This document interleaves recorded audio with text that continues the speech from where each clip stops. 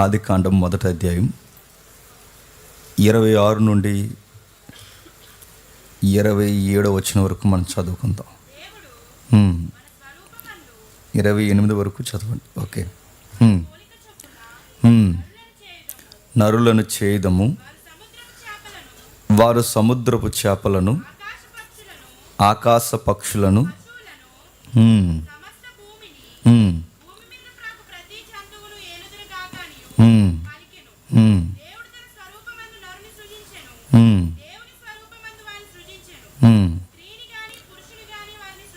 స్త్రీను గాను పురుషుని గాను వారిని సృజించెను. దేవుడు వారిని ఆశీర్వదించెను. మీరు ఫలించి అభివృద్ధి పొంది విస్తరించి భూమిని నిండించి దానిని లోబర్చుకొనుడి. సముద్రపు చేపలను, ఆకాశ పక్షులను, భూమి మీద ప్రాకు ప్రతి జీవిని ఏలుడని దేవుడు వారితో చెప్పెను. దేవుడు ఆగుదాం. కొన్ని వచనాలు మనకు సుపరిచితం, కొన్ని వచనాలు మనకు తెలిసినట్టే అనిపిస్తాయి. అలాంటి వచనాల్లో ఇదొకటి.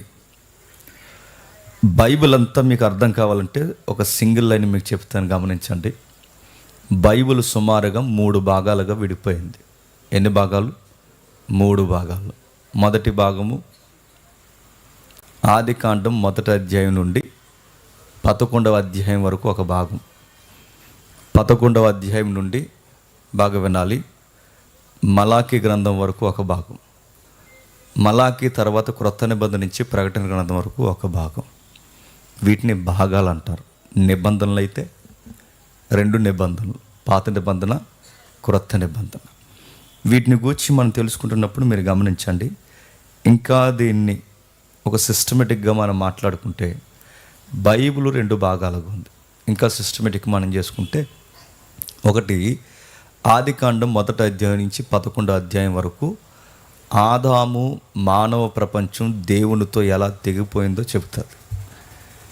అందుకే 1వ అధ్యాయం నుంచి 11వ అధ్యాయం వరకు మానవుడు దేవునికి ఎలా దూరం అయిపోయాడో ఆ 11 అధ్యాయాలు చెప్తాయి. ఆ 11 అధ్యాయం తర్వాత 11 నుండి ప్రకటన గ్రంథం వరకు తెగిపోయిన బంధం మళ్ళీ దేవుడు ఎలా కలుపుకునే ప్రయత్నం చేశాడో మిగిలిన అధ్యాయాలు, పుస్తకాలు ప్రకటన గ్రంథం వరకు ఉంటుంది. ఇది బైబిల్ అంటే, మీకు సింగిల్ లైన్లో అర్థం కావాలి అంటే. అయితే ఈ చదివిన వాక్యాన్ని ఓ క్రమానుగతంగా చదవాలి. మనం అలా చదవం. మనం ఏదైనా ఒక పుస్తకం ఉందంటే దానికి ఒక కారకం ఉంటుంది, ఒక వస్తువు ఉందంటే దానికి ఒక కారణం ఉంటుంది. దాన్ని ఆ పర్పస్లోనే వాడాలి.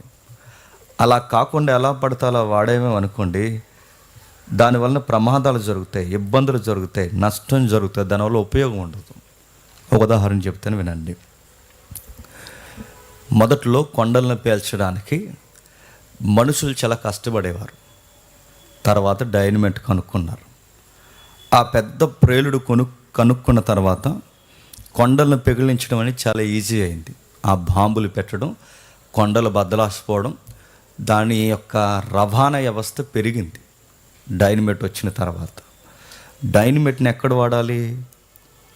కొండల్లో వాడాలి. దాని పర్పస్ అదే. దాన్ని దీపావళికి వాడితే నెక్స్ట్ దీపావళికి ఎవడు ఉండడు. ఎలా వాడేదాన్ని అలాగే వాడాలి. ఎందుకు ఈ ఉదాహరణ మీకు చెప్తున్నానంటే, ఈ బైబిల్ అని ఈ పుస్తకం ఒక పర్పస్ మీద ఇచ్చాడు, దాన్ని అలాగే చదవాలి. దేవుడు ఒక ఉద్దేశంతో రాశాడు, ఆ ఉద్దేశంతోనే చదవాలి.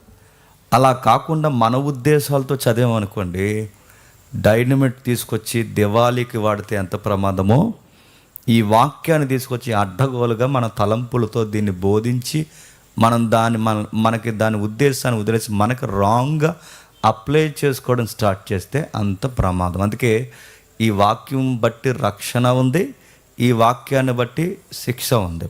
రక్షించే వాక్యమే రేపు జడ్జిమెంట్ డేలో మనల్ని శిక్షించడానికి కూడా నిలబడుతుంది. అంత ప్రమాదం. అందుకే దీన్ని ఎలా వాడాలో తెలియాలి.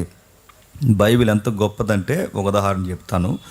దీన్ని దేవుని ఉద్దేశానుసారంగా రాయబడింది అనడానికి ఉదాహరణ ఆయన ఉద్దేశంతోనే చదవాలి అనడానికి మరొక ఉదాహరణ చెప్తాను వినండి. బైబిల్ చరిత్ర సుమారు ఇప్పటికీ 4000 చరిత్ర. ఎంత? 4000 సంవత్సరాల చరిత్ర. ఈ 4000 సంవత్సరాల చరిత్రని మీరు జాగ్రత్తగా అబ్జర్వ్ చేయండి. ఈ 4000 చరిత్రలో పుస్తకం అప్పటి నుండి ఇప్పటి వరకు 4000 సంవత్సరాల క్రితం పుస్తకాలు ఏమన్నా ఇప్పటికున్నా ఏమని చెప్పండి? లేవు.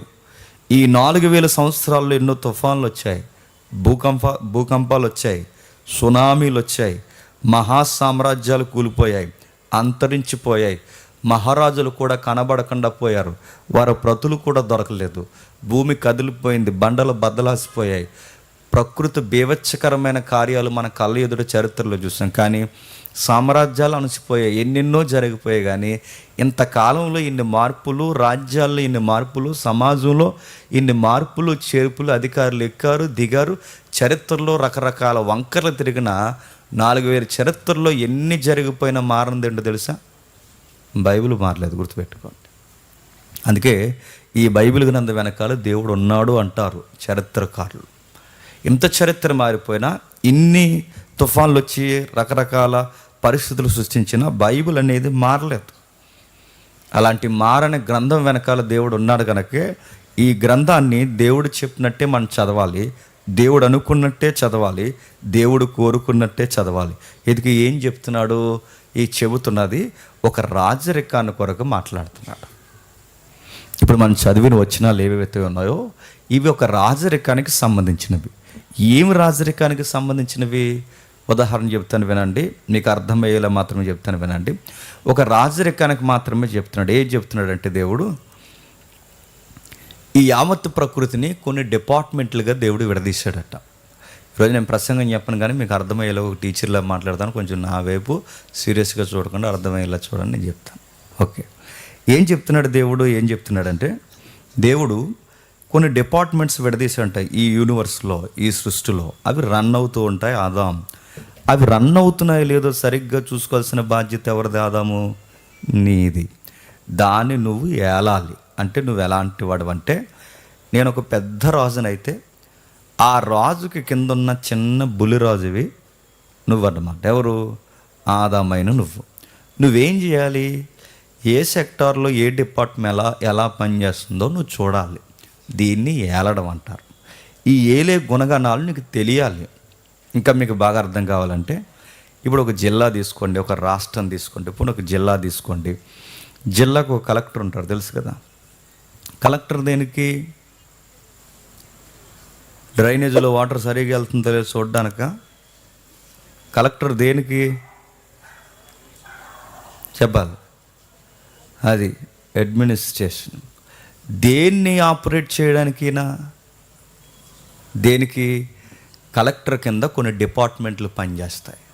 మున్సిపాలిటీ అయినా ఆయన కింద ఉండాలి, నెక్స్ట్ రెవెన్యూ అయినా ఆయన కింద ఉండాలి, పోలీస్ శాఖ అయినా ఆయన కింద ఉండాలి. ప్రతి డిపార్ట్మెంట్ అంటే ఇన్ని డిపార్ట్మెంట్ల మీద టాప్ ది డిపార్ట్మెంట్ ఎవరన్నమాట? కలెక్టర్. దట్ ఈజ్ కలెక్టర్, గుర్తుపెట్టు. ఇది మీకు అర్థమైతే ఈ విశ్వంలో చాలా డిపార్ట్మెంట్లు ఉన్నాయి. వాటన్నిటి మీద అడాప్ట్ ది డిపార్ట్మెంట్గా దేవుడు ఎవరిని పెట్టాడంటే అది ఆదాముని పెట్టాడు. ఇప్పుడు నువ్వేం చేయాలంటే ఇవి ఎలా పనిచేస్తున్నాయో చూడాలి, జీవరాశిని ఏలాలి. అంటే ఈ సృష్టిని ఒక సిస్టమేటిక్గా నువ్వు నడిపించాలి, దీన్ని నువ్వు ఏలాలి. ఇంత పెద్ద వ్యవస్థను ఏలాలి అంటే వెంటనే తీసుకెళ్ళి చైర్లో కూర్చోబెట్టేస్తే ఏలేగలడా? ఆ మాటలు మీకు అర్థమవుతాయి. ఇప్పుడు జాబ్ వచ్చిందండి, ఐఏఎస్ ఐపీఎస్ మనకాళ్ళండి బాగా చదువుకున్న వాళ్ళకి వచ్చింది అనుకోండి, వెంటనే తీసుకెళ్ళి జిల్లాని చేతిలో పెట్టేస్తారా? వెంటనే తీసుకెళ్ళి రాష్ట్రాన్ని చేతుల్లో పెట్టేస్తారా? వెంటనే తీసుకెళ్ళి దేశాన్ని చేతుల్లో పెట్టేస్తారా? వెంటనే బెటరు. ఒక ట్రైనింగ్ ఉంటుంది. ఆ ట్రైనింగ్లో ఎలా పరిపాలించాలో నేర్పిస్తారు. సబ్జెక్ట్ ఉంటుంది, ప్రాక్టికల్స్ ఉంటాయి. ఇవన్నీ సరిగ్గా నడిపిస్తున్నప్పుడు వాళ్ళక్కడ మళ్ళీ ఆ టెస్టులు పాస్ అయితేనే అప్పుడు తీసుకొచ్చి వాళ్ళని సీన్లో నిలబెడతారు. అక్కడ కూడా వీళ్ళు సరిగ్గా ఉండలేకపోయారు అనుకోండి, ఇంకా ట్రైనింగ్ పొడిగిస్తారు, ఇంకా షార్ప్గా వచ్చే వరకు. మీకు ఇంకా బాగా అర్థం కావాలంటే ఇప్పుడు పోలీస్ శాఖ ఉందనుకోండి, వెంటనే తీసుకొచ్చి ఏమి డిపార్ట్మెంట్లో కూర్చోబెట్టారు, 9 నెలలు రుద్దుతారు పట్టుకొని. ఆ 9 నెలలు రుద్ది, బాగా వినాలి, రుద్ది ఇంకా ట్రైనింగ్ సరిపోలేదనుకుంటే వీడికి ఇంకా సైన్ అప్ అవ్వకపోతే వీడిని ఇంకా రుద్దుతారు, ట్రైనింగ్ పొడిగిస్తారు. ఇంకా రుద్దేది చెప్పిన గ్రే హౌండ్స్ కూడా తీసుకెళ్తారు. అంటే రాత్రులు అడవుల్లో వదిలేస్తారనమాట. ఇంత ట్రైనింగ్ అయిన తర్వాత అప్పుడు తీసుకొచ్చి డిసిప్లిన్ కోర్స్ అని చెప్పి అందులో పెడతారు. వీడికి ఏవి నేర్పించుకుంటా డైరెక్ట్ తీసుకొచ్చి అక్కడ పెట్టారు అనుకోండి, ఏం చేస్తాడు? బయట తాగుపోతాడు, అలా మాట్లాడతాడు. ఏమీ తెలియకుండా తీసుకొచ్చి ఉద్యోగంలో కూర్చోబెట్టి ఏమైపోద్ది? ఆ ఉద్యోగం సరిగ్గా నడుస్తుందా? నడవదు. అందుకే ఏ ఉద్యోగం చేయాలన్నా, ఏ పని చేయాలన్నా ఏం చేయాలి? ట్రైనింగ్ ఇవ్వాలి. ఇది బాగా వినండి, నేను ప్రసంగం చెప్పలే, కొంచెం జాగ్రత్తగా వినండి సబ్జెక్ట్. ఇప్పుడు ఇంత పెద్ద వ్యవస్థను ఆదాము పరిపాలించాలంటే ఆదాముకి ట్రైనింగ్ సెంటర్ ఉండాలా వద్దా? ఉండాలి. ఇంత పెద్ద వ్యవస్థను పరిపాలించాలంటే మరి ఆదాముకి ట్రైనింగ్ సెంటర్ ఎక్కడుంది చెప్పాలి. మీకు అర్థమై తక్కని చెప్పాలి. అది ఏదైనా తోట. అంటే ఏదైనా తోట ట్రైనింగ్ సెంటరా? ఎస్, అది ఒక ట్రైనింగ్ సెంటర్. నువ్వు నమ్మినా నమ్మకపోయినా అది ఒక ట్రైనింగ్ సెంటర్ దాన్ని. అందుకే అక్కడ వాడిన పదాలు మనం చూస్తుంటే అప్పుడు మనకు అర్థమవుద్ది ఏమని చెప్తున్నాడు దేవుడు. దానికి ట్రైనప్ చేయడానికి ఏమంటున్నాడంటే, నువ్వు దేవుని స్వరూపం అంటే నా స్వరూపంలో ఉన్నావు గనక, పరిపాలించే స్థితిలో ఉన్నావు గనక, యావత్తు భూమిని ఏలడానికి నిన్నేం చేస్తున్నానంటే తోటను ఎలా సేద్యపరచాలో ముందు నేర్చుకో. నెక్స్ట్ జీవుల్ని ఎలా ఏలాలో ముందు నేర్చుకో.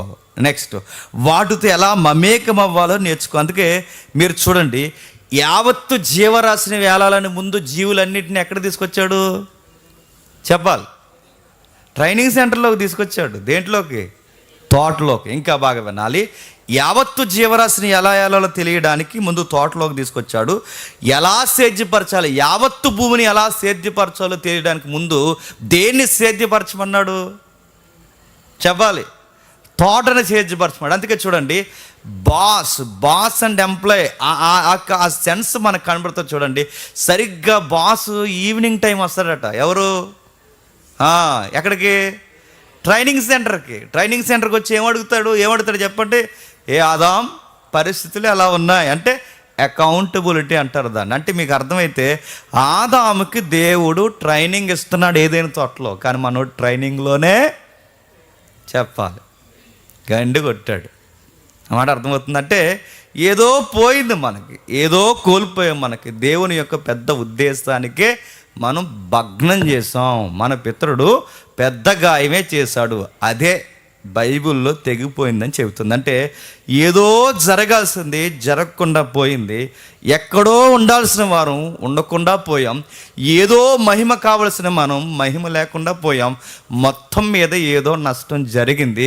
ట్రైనింగ్లోనే వ్యవస్థ కుప్పకూలిపోయింది. దాన్ని మనం తెలుసుకుందాం. ఇప్పుడు చదవండి, 1వ అధ్యాయం 26వ వచనం నుండి. దేవుడు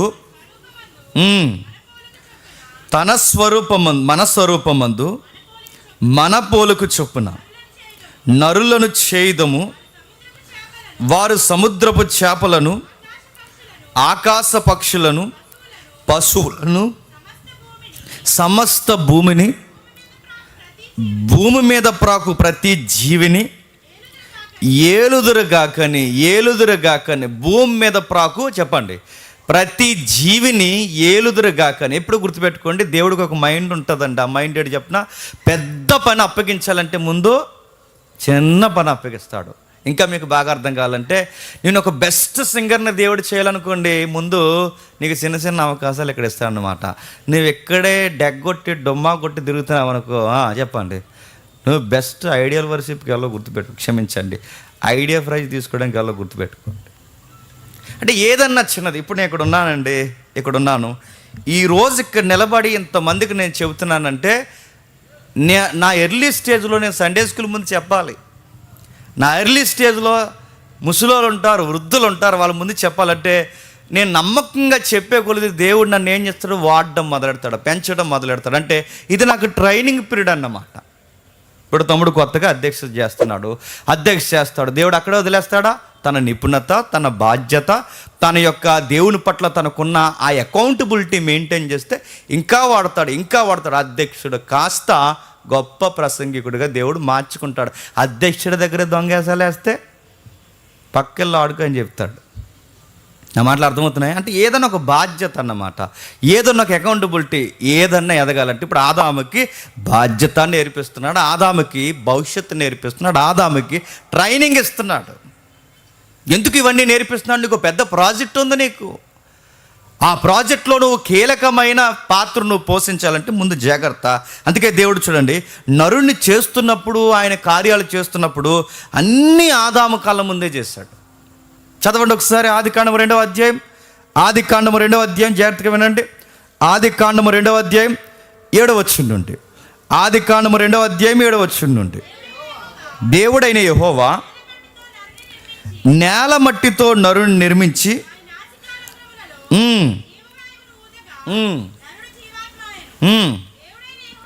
దేవుడైన యెహోవా తూర్పున ఏదెనులో ఒక తోట వేసి తాను నిర్మించిన నరుణ్ణి దానిలో ఉంచిన. జాగ్రత్తగా వినండి, వ్యాఖ్యానాలు 2 ఉన్నాయి, అందులో ఒక వ్యాఖ్యానం నాకు దగ్గర కనిపించింది. జాగ్రత్తగా అడగనని అడుగుతున్న దానికి ఆన్సర్ చెప్పండి. మనిషిని ముందు చేశాడా, తోటను ముందు చేశాడా? అక్కడ ఉన్న ప్యాటర్నే చెప్పండి. మనిషిని ముందు చేశాడా, తోటను ముందు చేశాడా? అక్కడ ఉన్నదే చెప్పండి. మనిషినే ముందు చేశాడు. ఎవరిని? మనిషినే ముందు చేశాడు. అందుకే 2 వ్యాఖ్యానాలు ఉన్నాయి అంటున్నాను. మనిషినే ముందు చేశాడు. అందుకే భూమి మీద దేవుడైన యెహోవా నేల మట్టితో నరుని నిర్మించి వాడి నాసికారంధములో జీవవాయువును ఊదగా నరుడు జీవాత్మాయును. ఆ చేసిన మనిషిని ఏదేను తోటలో తూర్పున ఒక తోట వేసి తాను నిర్మించిన నరుణ్ణి దానిలో పెట్టినంటే, దానిలో పెట్టడానికి ముందు ఎవరిని చేశారు? నరుని చేశాడు. అంతే కదా. అంటే నరుణ్ణి ముందు చేశాడు, తోటను తర్వాత చేశాడు. చేస్తున్నప్పుడు ఎలా చేశాడు? జాగ్రత్తగా వినండి. చేస్తున్నప్పుడు ఎలా చేశాడంటే, మూలము కానీ వ్యాఖ్యానాలన్నీ ఇవే చెబుతున్నాయి. ఎలా చేశాడంటే ఆదాము చూస్తుండగా చేశాడట. ఎవరు చూస్తుండగా? ఆదాము చూస్తుండగా. ఎందుకు చేయాలి? ఎందుకంటే తండ్రి పనోడు అనుకోండి, కొడుకు పనోడు అవుతాడు. తండ్రి పని దొంగ అనుకోండి, కొడుకు పని దొంగే అవుతాడు. తండ్రి సోమరోడు అనుకోండి, కొడుకు సోమరోడు అవుతాడు. తండ్రి సన్నాసిగాడు అనుకోండి, చెప్పండి, వీడు సన్యాసి అవ్వడు, చెప్పండి, సన్నాసి అవుతాడు. నా మాటలు అర్థమవుతున్నాయి లేదంటే పేరెంట్స్ అంటే చూడాలి. అందుకే బైబిల్ ఏముందో తెలుసా? తండ్రి ఏమి చేయుట కుమారుడు చూసునో కుమారుడు అదే చేయును. ఇది మీకు అర్థమైతే అంటే దేవుడు ఆదాము కళ్ళ ముందే కొన్ని చేస్తున్నాడు. ముఖ్యంగా తనకు అప్పగించే ఆ వర్క్ని తన కళ్ళ ముందు చూపిస్తున్నాడు, పనిని తన కళ్ళ ముందు చూస్తున్నాడు. తోటను సేద్యపరచాలి. తోటను ఎలా సేద్యపరచాలో, ఏం చేయాలో తెలియాలంటే తోట ఎవరి ముందు వేయాలి? రేపు ఏలబోయే మనిషి ముందే వేయాలి. ఎలా నాటాలో, ఎలా పెరగాలో, ఎలా జరగాలో ఇవన్నీ తన ముందే చేస్తున్నాడు. ఎందుకు? నెక్స్ట్ ఈ పని చేయాల్సింది ఎవరు? నువ్వు గనక. అందుకే తనకు చూపిస్తున్నాడు. తను నిర్మించిన మనిషిని తీసుకెళ్ళి తోట వేస్తున్నాడు. తోట అన్నదానికి ఏమంటాడు తెలుసా? మూలంలో అక్కడ తోట వేసిన తర్వాత గుర్తుపట్టండి, నేలమట్టుతో చేసిన నరుణ్ణి తీసుకెళ్ళి ఆ తోటలో పెట్టాడు. ఎందుకు పెట్టా ప్రభు అంటే, ఇప్పుడు మళ్ళీ నీకు ఒక పని ఉంది, నేను చేస్తాను, ఇప్పుడు నాతో పాటు నువ్వేం చేయాలంటే నువ్వు కూడా కలిసి పని చేయాలి. నా మాటలు అర్థమవుతులేదు. ఎలా పని చేయాలి? Wait my son wait. ఇది ఇలా పక్కకు రా. ఇప్పుడు జంతువులు వస్తాయి. ఇప్పుడు ఏం చేస్తావంటే వాటికి పేర్లు పెట్టండి. వర్క్లో ఏం చేస్తున్నాడు బాసులో వర్క్ ఏం చేస్తున్నాడు చెప్పండి? కొత్తగా జాయిన్ అయిన ఎంప్లాయీని దగ్గరుండి ఎలా నేర్పిస్తాడో అలా నేర్పిస్తాడు. ఇలా రా, ఇప్పుడు ఇట్లా పేర్లు పెట్టారు, ఇలా రా, ఇది చెట్టు, ఇలా రా, ఇది చెట్టు, అన్ని చెట్లు ఉన్నాయిగా, మధ్యలో 2 ఉన్నాయిగా, వాటితో జాగ్రత్త ఇవన్నీ చెబుతున్నాడు. చూసారా? ఒక ట్రైనింగ్ ఇస్తున్నట్టు. అంటే ఒక నేర్పిస్తున్నాడు. ఎందుకు? ఎన్ని రోజులు లేదా ఏటేళ్ల కాలం నేను ఉండను, నేను సంధ్య వేళ వస్తూ పోతూ ఉంటాను. ఇప్పుడు నీకు ఒక వర్క్ ఫామ్ చేసి, ఒక సిస్టమ్ ఫామ్ చేసి అందులో నిన్ను రాజుగా పెడతాను. ఇప్పుడు నేను చేస్తున్న ఈ పాత్ర ఎవరు పోషించాలి? నువ్వు పోషించాలి. నువ్వు పోషించినప్పుడు నాకు ప్రతినిధిగా నువ్వు ఉంటావు, నాకు అకౌంటబిలిటీగా ఉంటావు, నాకు ప్రతిబింబంగా ఉంటావు. నువ్వు ఇది చేయాలని ఆదాముకు దేవుడు దగ్గరుండి తోట ఎలా వేస్తున్నాడో చూపిస్తున్నాడు. ఇప్పుడు జంతువులను రప్పించి 18 వచనంలో ఏం చేస్తా 18 వచనంలో ఏం చేస్తున్నాడు చూడండి. మరియు దేవుడైన యెహోవా, కిందికి 19 వచనం, దేవుడైన యెహోవా ప్రతి భూజంతువును, ప్రతి ఆకాశ పక్షిని నేల నుండి నిర్మించి ఆదాము వాటికి ఏ పేరు పెట్టినో చూచుటకు అతని యొద్దకు వాటిని రప్పించెను.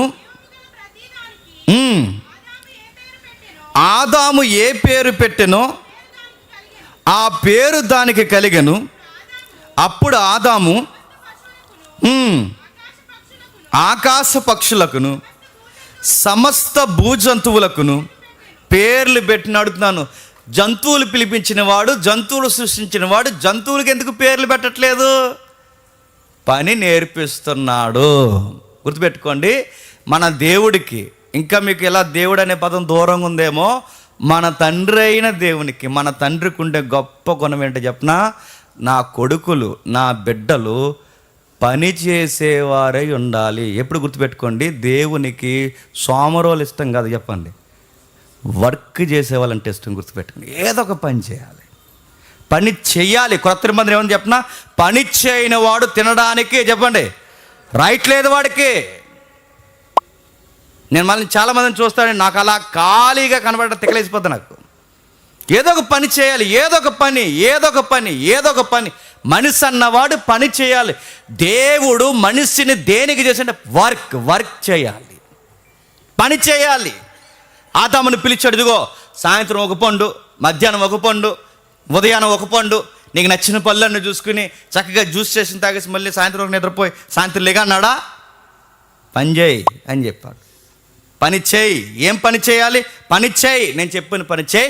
ఆ పనిని ఒక సిస్టమేటిక్గా చేయి, ఆ పనికి ఒక అకౌంటబిలిటీగా చేయి. నేను సంధి వేలు వస్తాను, పని ఎలా ఉందో నాకు, పరిస్థితులు ఎలా ఉన్నాయి నువ్వు చెప్పాలి. అంటే మన దేవునికి క్యారెక్టర్ మీకు ఏం కనబడుతుంది చెప్పండి? పని పని పని పని పని చెయ్యాలి. మ్యాన్హుడ్ అంటే ఏంటో తెలుసా? మగతనం అంటే ఏంటో తెలుసా? పని చెయ్యాలి. That is manhood. మగలక్షణం అంటే అదే, మగతనం అంటే అదే.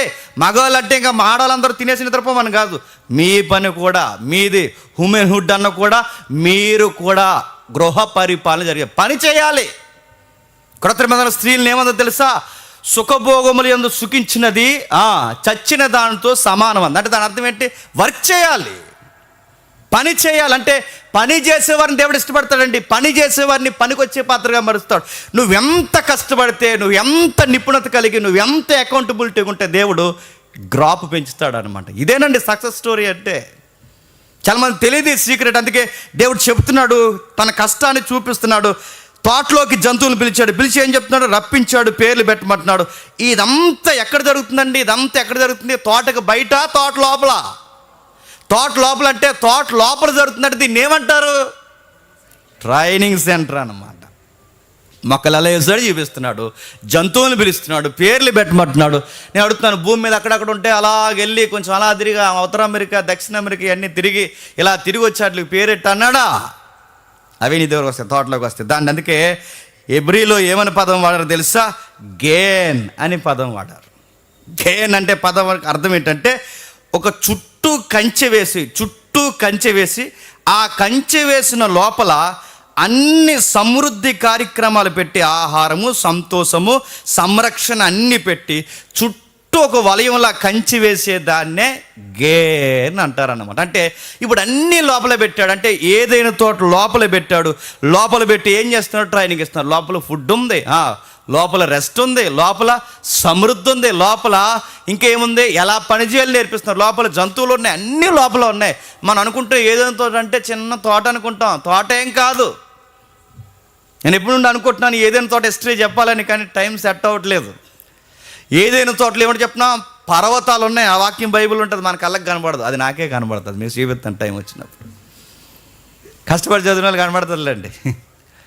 పెద్ద పెద్ద కొండలు ఉన్నాయి, నదులు ఉన్నాయి. అంటే కొండలు, నదులు, పర్వతాలే ఉన్నాయంటే ఏదైనా తోటను కూడా మీరు జాగ్రఫికల్గా చూస్తే, బైబిల్ ఇచ్చిన రెఫరెన్స్ ప్రకారం జాగ్రఫికల్గా చూస్తే ఇలా సదురుగున్న నేల మీద ఉండదు. ఏదైనా తోట గుర్తుపెట్టుకోండి, సదురుగున్న నేల మీద ఉండదు. స్నోప్ గ్రౌండ్లో ఉంటుంది, ఇలా ఉంటుంది. అంటే ఇలా ఏటవాళ్ళు ప్రాంతంలో ఉంటుంది. ఏం తోట? ఎందుకు ఏటవాళ్ళు ఉందా ఎలా చెప్పాలి? రెఫరెన్స్ ఉన్నాయి. ఎలా చెప్పగలమంటే, నది పారాలి అంటే తోట మీద నుంచి, తోట ఎక్కడ ఉండాలి చెప్పండి? ఏటవాళ్ళ ప్రాంతంలో డౌన్ ఉంటుంది అన్నమాట.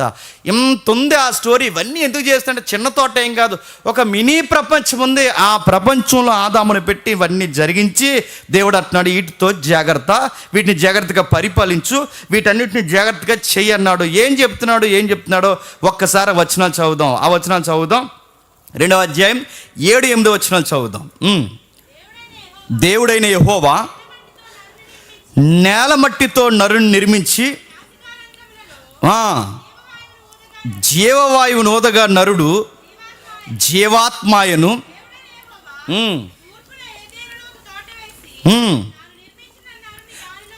తాను నిర్మించిన నరుణ్ణి దానిలో ఉంచెను అని చెబుతూ 15వ వచనంలో ఏమంటున్నాడు చూడండి. మరియు దేవుడైన యెహోవా నరుని తీసుకొని ఏదైనా తోటను సేద్యపరచుటకు నరుణ్ణి దేవుడు ఎందుకు చేశాడు చెప్పాలి. ఏదైనా తోటను సేద్యపరచడం. బాగా వినాలి, మిమ్మల్ని క్వశ్చన్ అడిగితే నాకు ఆన్సర్ చెప్పండి. దేవుడు నరుడను ఎందుకు చేశాడు చెప్పాలి ఉన్నదాన్ని చెప్పండి. దేవుడు నరుడను ఎందుకు చేశాడు చెప్పాలి. ఏం సేద్యపరచడానికి అడుగుతున్నాను. ఒకవేళ ఏదైనా తోటనే సేద్యపరచడానికి అయితే మరి మొదటి అధ్యాయం ఇందాక నుంచి చదువుతున్నాం మనం 26, 27, 28 వచనాలు ఏంటి? యావత్తు భూమిని చెప్పండి పరిపాలించాలి, యావత్తు భూమిని పాలించాలి. మరి యావత్తు భూమిని పాలించమని మొదటి అధ్యాయంలో చెప్పిన దేవుడు, యావత్తు భూమిని పాలించమని చెప్పిన మొదటి అధ్యాయంలో చెప్పిన దేవుడు 2వ అధ్యాయంకి వచ్చేసరికి దేన్ని మాత్రమే సేద్యపరచాలట? ఎందుకట చెప్పాలి. ట్రైనింగ్ కనుక. అది ఏంటది? ట్రైనింగ్లో అంటే ముందు వర్క్ చేయి, ముందు ఎక్కువ నువ్వు ఖచ్చితమైతే ఇందులో నీకు నిపుణత వస్తే అప్పుడు నెక్స్ట్ స్టేజ్ ఉంది. ఏంటి? ఈ సృష్టిని పరిపాలిస్తా. అంటే మొదటి వర్క్ ఇది ప్రారంభిస్తుంటే పెద్ద ప్లాన్ ఉంది ఆయనకి. అంత పెద్ద ప్లానింగ్లోకి వెళ్ళాలంటే ముందు ఏముండాలి చెప్పండి? ట్రైనింగ్ జరుగుతుంది. అందుకే ఏదైనా తోటను సేద్యపరచుటకును దాన్ని కాయుటకును దానిలో ఉంచును సేద్యపరచున దానికి హెబ్రీలో ఏమంటారు తెలుసా? అబాండ్ అంటాడు. అబాండ్ అంటే ఈ పదం ఎక్కడ పడితే అక్కడ వాడరు. అబాండ్ అనే పదం ఎక్కడ వాడతారంటే దేవునికి మనిషికి, బాగా వినాలి, దేవునికి మనిషికి పని చేసే వ్యక్తిని ఈ వర్క్ని ఏమంటారంటే అబాండ్ అంటారు, సేద్యపరచుట. చాలామంది ఈ చదివేసి పైన ఏమన్నారంటే పరిపాలించడం అంటే ఏంటండి, ఏదైనా తోటని సృష్టిని పరిపాలించడం అంటే సేద్యపరచడం అంటే ఏంటని ఎప్పుడో నేను బైబిల్ చదువుకున్న టైంలో ఒక అబ్బాయి ఇంకొక గురువు గారిని అడిగాడు, సేద్యపరచడం అంటే ఏంటండి అంటే, సేద్యపరచడం అంటే ఏంటంటే సాయంత్రానికి ఆకులన్నీ రాలిపోతాయి కదా, ఏ ఆకులు ఏదైనా తోటలో ఆకులు రాలిపోతే సాయంత్రం పక్క తుడిసేయడమే, అదే సేద్యపరచడం అంటే అన్న. ఇటు ఆకులు తొట్టమా? అందుకే కొన్ని వచనాలు అర్థం కావాలంటే కొన్ని మూలాలు తెలియాలి.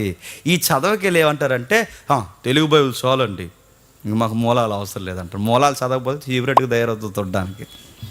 చదవాలి, ప్రతిదీ చదవాలి. అందుకే బైబిల్కి ఒక పర్పస్ ఉంది. ఇందాక చెప్పానుగా, ఆ దేవుని ఉద్దేశంతో చదవాలి. నీ ఉద్దేశంతో చదివితే నీ లోకల్ నాలెడ్జ్లోనే బైబిల్ అర్థమవుద్ది.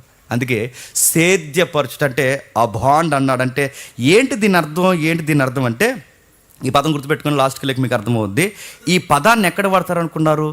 దేవునికి మనుషులకు ఒక మందిరం ఉంటే, బాగా వినాలి, దేవునికి మనుషులకు ఒక మందిరం ఉంటే ఆ మందిరంలో పనిచేసే పూజారి ఉంటాడే, ఆ మందిరంలో పనిచేసే యాజకుడు ఉంటాడే, ఆ మందిరంలో పనిచేసే దైవజనుడు ఉంటాడే, ఆ దైవజనుడు చేసే వర్క్ దగ్గర వాడే పదమే అబాండ్ అనే పదం వాడతారు. అంటే ఇప్పుడు ఆదాము వర్క్ని ఏమంటున్నాడు తెలుసా? మందిరంలో పనిచేస్తున్న పూజారి అన్నమాట. ఇప్పుడు మళ్ళీ మందిరం అంటే టెంపుల్ అండి అనకూడదు, అలా చెప్పకూడదు. మందిరం అంటే ఇప్పుడు ఇల్లు ఉందండి, ఇల్లు అంటే ఏంటి? హౌస్ అనకూడదు, చెప్పండి. ఇల్లు అంటే నివాసం. ఎవరు ఉండడానికి చెప్పాలి? ఎవరు ఉండడానికి? నేను ఉంటాను. ఇల్లులో నివాసం అయితే ఇంట్లో నేను ఉండడానికి, మందిరం నివాసం అయితే మందిరంలో ఎవరు ఉండడానికి? అది ఇప్పుడు మీకు అర్థం అవ్వాలి. ఇప్పుడు దీని బాగుండే అబాండ్ అనే పదము ఒక పూజారి చేసే వర్క్ దగ్గర వాడతారు. ఇప్పుడు ఏదైనా తోట, బాగా వినాలి, ఏదైనా తోట లేదా ఈ భూమి ఎక్కడ వాడుతున్న పదమో తెలుసా? దేవుని నివాస స్థలం అన్నమాట. ఏదేను తోట మీకు నమ్మడానికి ఇబ్బందికరంగా కొంచెం ఎక్కడో కొన్ని వచనాలు గుర్తు రావచ్చు, అయినా ఇది వాస్తవం. మళ్ళీ చెప్తున్నాను, దేవుడు మానవుడితో కలిసి ఉండాలనుకుంటున్నాడు, నివాస స్థలంగా మార్చాలనుకుంటా. అంటే ఇది నరులకు నివాసయోగ్యమైన స్థలం మాత్రమే కాదు, చెప్పాలి, ఇది నరులకు నివాసయోగ్యమైన స్థలం మాత్రమే కాదు, దేవుడు కూడా మనతో ఉండి వెళ్ళడానికి ఏర్పరచుకున్న నివాస స్థలమే ఈ భూలోకము. దాన్నే అబాండ్ అంటే దేవుడు వచ్చేళ్ళే స్థలముగా ఈ భూమిని, ఈ తోటని దేవుడు మార్చుకుని, ఆ దేవుడు వెళ్ళొచ్చే స్థలానికి ఈ మనిషి వాడే పదాన్ని, మనిషి చేస్తున్న పనికి వాడిన పదమే అబాండ్ అనే పదం వాడారు. ఇంకో పదం వాడారు, సేద్యపరచుటకును కాచుటకును. ఏంటట? సేద్యపరచుటకును కాచుటకును. సేద్యపరచడం అంటే మనకు అర్థమైంది, కాచుట అంటే సంహార్ అనే పదం వాడతారు. అంటే దాని అర్థం ఏంటి? దాని అర్థం ఏంటంటే చేస్తున్న పనిని కేవలం పనే మాత్రమే చేయక ఆచరిస్తూ పని చేయడం. నా మాటలు అర్థమవుతుందా? కాచుట అనే పదానికి ఆచరిస్తూ అంటే చేస్తున్న పనిని ఆచరణలో పెడుతూ, చేస్తున్న పనిని వ్యక్తి ఇన్వాల్వ్ అవుతూ, ఆ పని తన బతుకులో చూపిస్తూ ఆ వర్క్ని జరిగించే దాన్నే కాచుట అంటారు. ఇప్పుడు చెప్పండి, అంటే అచ్చు ఇది ఎలాంటిదంటే ఓ గుడిలో పూజారి చేసే పని లాంటిది అనమాట. ఇది అచ్చు ఎలాంటిదంటే ఒక మందిరంలో యాజకుడు చేసే పని లాంటిది అనమాట. అంటే ఇదంతా ఎందుకు చెప్తున్నాడు దేవుడు? దేవుడు ఎందుకు చెప్తున్నాడు అంటే, ఇది మనకి బాగా అర్థం కావాలంటే ఇది ఒక రెస్ట్ ప్లేస్ అన్నాడు. దేన్ని? భూలోకాన్ని, ఏదైనా తోటని. అది మీరు ఎలా చెప్పగలరండి అంటే, 2వ అధ్యాయంకి రండి ఒకసారి. 2వ అధ్యాయం మొదటి వచనం చూడండి. 2వ అధ్యాయం మొదటి వచనం నుండి ముగిద్దాం.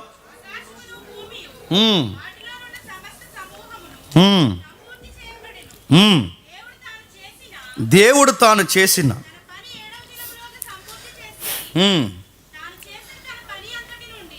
చేసిన తన పని అంతటి నుండి 7వ దినం విశ్రమించెను. కాబట్టి దేవుడు ఆ 7వ దినమును ఆశీర్వదించి పరిశుద్ధపరచిన. భాగమేనండి, అక్కడ ఒక పదం ఉంది చూడండి, విశ్రమించి. విశ్రమించి విశ్రమించి అడుగుతున్నాను, విశ్రమించడం అంటే ఏంటి చెప్పాలి? చెప్పాలి. విశ్రమించడం అంటే ఏంటి చెప్పినా, మనం అనుకున్నట్టు రెస్ట్ తీసుకోవడం కాదు, మనం అనుకున్నట్టు నిద్రపోయినట్టు కాదు. రెస్ట్ అనగానే అలసిపోయాడని కాదు. దేవుడు అలసిపోతాడా? దేవుడికి సరిపోవడానికి దేవుడికి చెమట పడుతుందా? అలసిపోవడం కాదు. రెస్ట్ తీసుకుంటే నిద్రపోయాడని కాదు. అక్కడ ఏదైతే విశ్రమించాడన్న దానికి మూలం ఏముందో తెలుసా? సెటిల్ అయ్యాడట. సెటిల్ అంటే అక్కడ ఉండాలనుకున్నాడా? చాలు, ఇంకెక్కడ నేను ఉండాలనుకుంటున్నానన్న దానికి వాడిన పదమే చెప్పాలి. అది ఇప్పుడు చెప్పండి, ఎక్కడ ఉండాలనుకుంటున్నా ప్రభువా? ఈ డిపార్ట్మెంట్స్ అన్నీ సరిగ్గా పనిచేసి నా కొడుకు అంటే నా కుమారుడు ఆదాము సరిగ్గా దీన్ని పరిపాలిస్తున్నప్పుడు, దీన్ని సిస్టమేటిక్గా నడిపిస్తున్నప్పుడు, నేను అలా వెళ్ళి ఇలా వచ్చి ఇక్కడ ఉండి మళ్ళీ అక్కడికి వెళ్ళి అంటే ఎక్కడ కూడా నేను ఉండాల. ఇది కూడా నివాసయోగ్యమైన స్థలమే, నేను ఉండొచ్చు అనుకున్న దానికి వాడిన పదమే చెప్పాలి విశ్రమించటం. మనం ఏమనుకున్నాం అంటే దేవుడు అలసిపోయాడని దాని మీద లెసన్ చెప్పాము. మనం దేవుడు అలసిపోడు. మరి దీని సంగతి ఏంటి? దీని సంగతి ఏంటంటే దేవుడు ఉండాలనుకుంటున్నాడు. ఇప్పుడు బాగా వినాలి, దేవుడు ఉండాలనుకుంటున్నాడు. దేవుడు ఎక్కడ ఉంటాడు? పెద్ద జీకే క్వశ్చన్ కాదు, చెప్పండి. దేవుడు ఎక్కడ ఉంటాడు? ఉన్నదే చెప్పండి, అర్థమైందే చెప్పండి. దేవుడు ఎక్కడ ఉంటాడు? అక్కడ ఉంటాడు అనకూడదు. ఎక్కడ ఉంటాడు చెప్పండి? ఎక్కడుంటాడు? అర్థమైందే చెప్పండి. ఇప్పుడు నేను చెప్పాను కదా, చెప్పండి. ఇందాక నుంచి ఒక విషయం కోసం మాట్లాడుకుంటున్నాం. దేవుడు ఎక్కడ ఉంటాడు? తోటలో ఉంటాడు. ఎక్కడ? అర్థం లేదు కదా, తోటలో ఉంటాడు. మీకు అర్థం అవ్వాలంటే ప్రాక్టికల్ ఎగ్జాంపుల్ చెప్తాను వినండి. ఎప్పుడన్నా కలెక్టర్ బంగ్లాకు కానీ, రాజు బంగ్లాకు కానీ, ఎప్పుడన్నా మీరు హైదరాబాద్ వెళ్తే కోట ఉంది. ఏం కోట అది? గోల్కొండ కోట. కానీ మీరు ఏ కోటలైనా అబ్జర్వ్ చేయండి, కోటకు ముందు కోట చుట్టూ, బాగా వినాలి, కోటకు ముందు కోట చుట్టూ ఏముంటుంది తెలుసా? చెప్పాలి, గార్డెన్ ఉంటుంది, తోట ఉంటుంది. చాలామందికి తోటలు ఎందుకు వేస్తున్నారో తెలీదు. అది రాయల్టీ అంటారు. ఏంటది? రాయల్టీ, రాజరికం. అంటే గార్డెన్స్ మెయింటైన్ చేయడం అనేది చెప్పండి రాజరికం. పెద్ద పెద్ద బంగ్లాల ముందు పెద్ద పెద్ద గార్డెన్స్ ఎందుకు మేస్తారు చెప్పిన? రాయల్టీ. కలెక్టర్ బంగ్లా ముందు తోట ఎందుకు మెయింటైన్ చేస్తారు? ఇప్పుడు తెలియదు చాలా మందికి. ఇది ఎప్పటి నుంచో ఉంది, రాజుల కాలం నుంచి ఉంది. రాజులకి కల్చర్ ఎక్కడ తెలుసా? బాగా వినాలి. అది దేవుడు మానవుడి గుండెల్లో పెట్టిన థాట్. గుర్తుపెట్టుకోండి. మనిషిని ఆదాముని రాజు అన్నాడు, ఆదాముని రాజు అన్నాడు, రాయల్ ప్రీస్ట్ అన్నాడు. ఆదాము రాజు అయితే రాజ్యం ఏది? తోటే. తోటే. ప్యాలెస్ ఏది? తోటే. ఆదాము యొక్క ఇదిగో ఆయన యొక్క ఏది? రాజదర్బార్ ఏది? తోటే. ఇదే. అందుకే చూడండి, పెద్ద పెద్ద రాజుల భవంతులు, అధికారుల భవంతులు తోట మధ్యలోనే పెడతారు. ఎందుకు తెలుసా? ఇది అక్కడి నుంచి వచ్చింది సిస్టమ్. మొదటి మానవుడు మెసొపొతేమియా నాగరికత నుంచే ప్రపంచం చెదిరిపోయింది కనుక, చెదిరిపోయిన ప్రపంచం ఎక్కడ డెవలప్ అయిన అధికారులు ప్లేస్ ఏంటో తెలుసా? తోటే. దేవుడు మాన్యాలు ఉంటాయి, చదవండి మీరు. దేవుడు మాన్యాలు. దేవుడు మాన్యం అంటే చుట్టూ పొలాలు ఉంటాయి, చుట్టూ తోటలు ఉంటాయి. గుడి ఎందులో ఉంటుంది? మాన్యం మధ్యలో ఉంటుంది. ఎక్కడైనా మీరు చూడండి, ఇది ఈ సంకేతం మీరు ఎక్కడైనా చదవండి, ఇదే ఉంటుంది. అందుకే ఇది ఎక్కడి నుంచి వచ్చింది? ఏదైనా తోట కల్చర్. గుర్తుపెట్టుకోండి. దేవుడు తెచ్చిన మెసొపొతేమియా నాగరికత. అందుకే దేవుడు ఎక్కడున్నా కూడా తోటలో ఉన్నాడు. అందుకే ఆ తోటే ఆలయం. ఆ తోటే ఆలయం. ఆలయం అనగానే ఓ గుడి, ఆ గుడి కింద మనలో గంట ఇలా ఆలోచించకండి. ఆలయం అనగానే అది నివాస స్థలం, అది ఒక మందిరం. అంటే ఈ భూమే ఒక మందిరం, ఇక భూమే ఒక నివాసం. అంటే దేవుడు నిలబడే స్థలము గాను, దేవుడు ఉండే స్థలము గాను, దేవుడు పాదపీఠం గాను, దేవుడు నిలిచినే స్థలం గాను ఈ భూమిని చేసుకున్నాడు. దానికి ట్రైనింగ్ పీరియడ్గా ఏదైనా తోటను పెట్టాడు. మనోడు అక్కడే గండు కొట్టాడు. ఇంత పెద్ద ప్రాజెక్ట్ పెట్టాడు దేవుడు. అందుకే ఆ దేవుడు తన చిత్తానుసారంగా సృష్టించేశాడు. ఈ భూమిని ఒక అర్థవంతంగా చేసి విశ్రమించాడు. ఎందుకు విశ్రమించాడన్న దానికి అక్కడే ఉన్నాడు, సెటిల్ అయ్యాడు అని అర్థం. ఇంకా అర్థం కావాలంటే, ఇంకా మనకు అర్థం కావాలంటే మరొక వచనం అక్కడే చూడండి.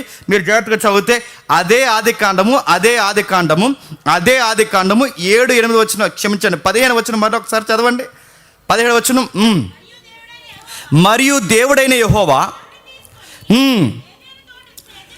ఏదెను తోటను సేద్యపరచుటకు, దానిని కాచుటకును, సేద్యపరచుటకును, చెప్పండి, కాచుటకును, సేద్యపరచుటకును, కాచుటకును, దాన్నే అబాండ్ సమార్ అంటే ఈ రెండు పదాల కలయిక ఏంటంటే మధ్యలో యాజకుడిగా, పూజారిగా పనిచేయాలి. ఏం పని చేయాలి ప్రభు అంటే జంతువులు బాగుండాలి, పక్షులు బాగుండాలి, భూమి బాగుండాలి, చాలా డిపార్ట్మెంట్లు పనిచేస్తున్నాయి. ఇవన్నీ బాగుండాలంటే ఎలా బాగుండాలి? పక్షుల వెనకాల ఆదాం కర్రెట్టుకు తిరగాల, జంతువుల వెనకాల ఆదాం కర్రెట్టుకుని అనాలా? నడుతున్నాను. ఎలా వాటిని మెయింటైన్ చేయడం అంటే ఎలా? మెయింటైన్ చేయడం అంటే ఏంటో చెప్తున్నా, నువ్వు పరిశుద్ధంగా నా మందిరంలో ఉంటే అన్నీ నీ మాట అంటే. ఇదే గుర్తుపెట్టుకోండి, ఇదే దేవుడు మనకిచ్చిన కీ. ప్రతిదీ నీ దగ్గరకు వస్తుంది, ప్రతిదీ నీకు లోబడుతుంది. అసలు జంతువుల్లో క్రూరత్వం అనేది ఉందా? స్టార్టింగ్లో సింహాలు జింకల్ని ఆటాడడం, పాముల్ని ముంగీసులు ఆటాడడం, ముసళ్ళు తిరగబడడం, ఇది లేదండి. ఏదైనా తోటలు ఇది లేదు. ప్రతి ఒక్కటి గడ్డే మేసాయి, ప్రతి ఒక్కటి సాధు జంతువులు ఉన్నాయి. మరి ప్రకృతిలోకి జంతువులు ఏటా క్రూరత్వం ఎలా వచ్చింది? పాపం వచ్చిన తర్వాత చెప్పండి, సృష్టిలోనికి క్రూరత్వం వేట మొదలైంది. అంతకుముందు లేదు. ఇదంతా అంతే ఒక సాధు జీవితం, ఒక చక్కటి జీవితం, ఇవన్నీ ఉండేది పోయింది. ఆదాముకి ఎప్పుడు లోబడతాయి అంటే పక్షులుగా, జంతువులుగా, జీవులుగా, కనబడే జీవులు, కనబడని జీవులు, బ్యాక్టీరియా, ప్రతిదీ మనిషికి సమపాలులుగా ఉండాలంటే ఏదన్నా ఒకటి గమనించండి, ఏదన్నా తగిన మోతాదులు ఉంటేనే మనకు మంచిది. మోతాదు ఎక్కువైతే పోతుంది. దీన్ని మెయింటైన్ చేయాలి. అందుకే ఏలడం అంటే ఏమనుకుంటున్నారు? ఏలడం అంటే మొక్కలకు నీళ్ళేయడం, ఏలడం అంటే జంతువులకు నీళ్ళు పెట్టడం, ఏలడం అంటే సాయంత్రం పడిపోయిన ఆకులు తొట్టడం కాదు. ఏలడం అంటే చెప్పినా నువ్వు సరిగ్గా ఉంటే ప్రకృతి నీ మాట వింటుంది. ఇర్మియా గ్రంథం గుర్తుందా మీకు? ఇర్మియా గ్రంథంలో ఒక మాట ఉంటుంది, మీరు చేసిన పాపములను బట్టి, దోషములు బట్టేగా ప్రకృతిలో జీవులు సమసిపోతున్నాయి అంటాడు ఇర్మియా. మీకు గుర్తుందంటే మనం చేసే తప్పులకి సిస్టమ్ ఏమవుతుంది చెప్పండి?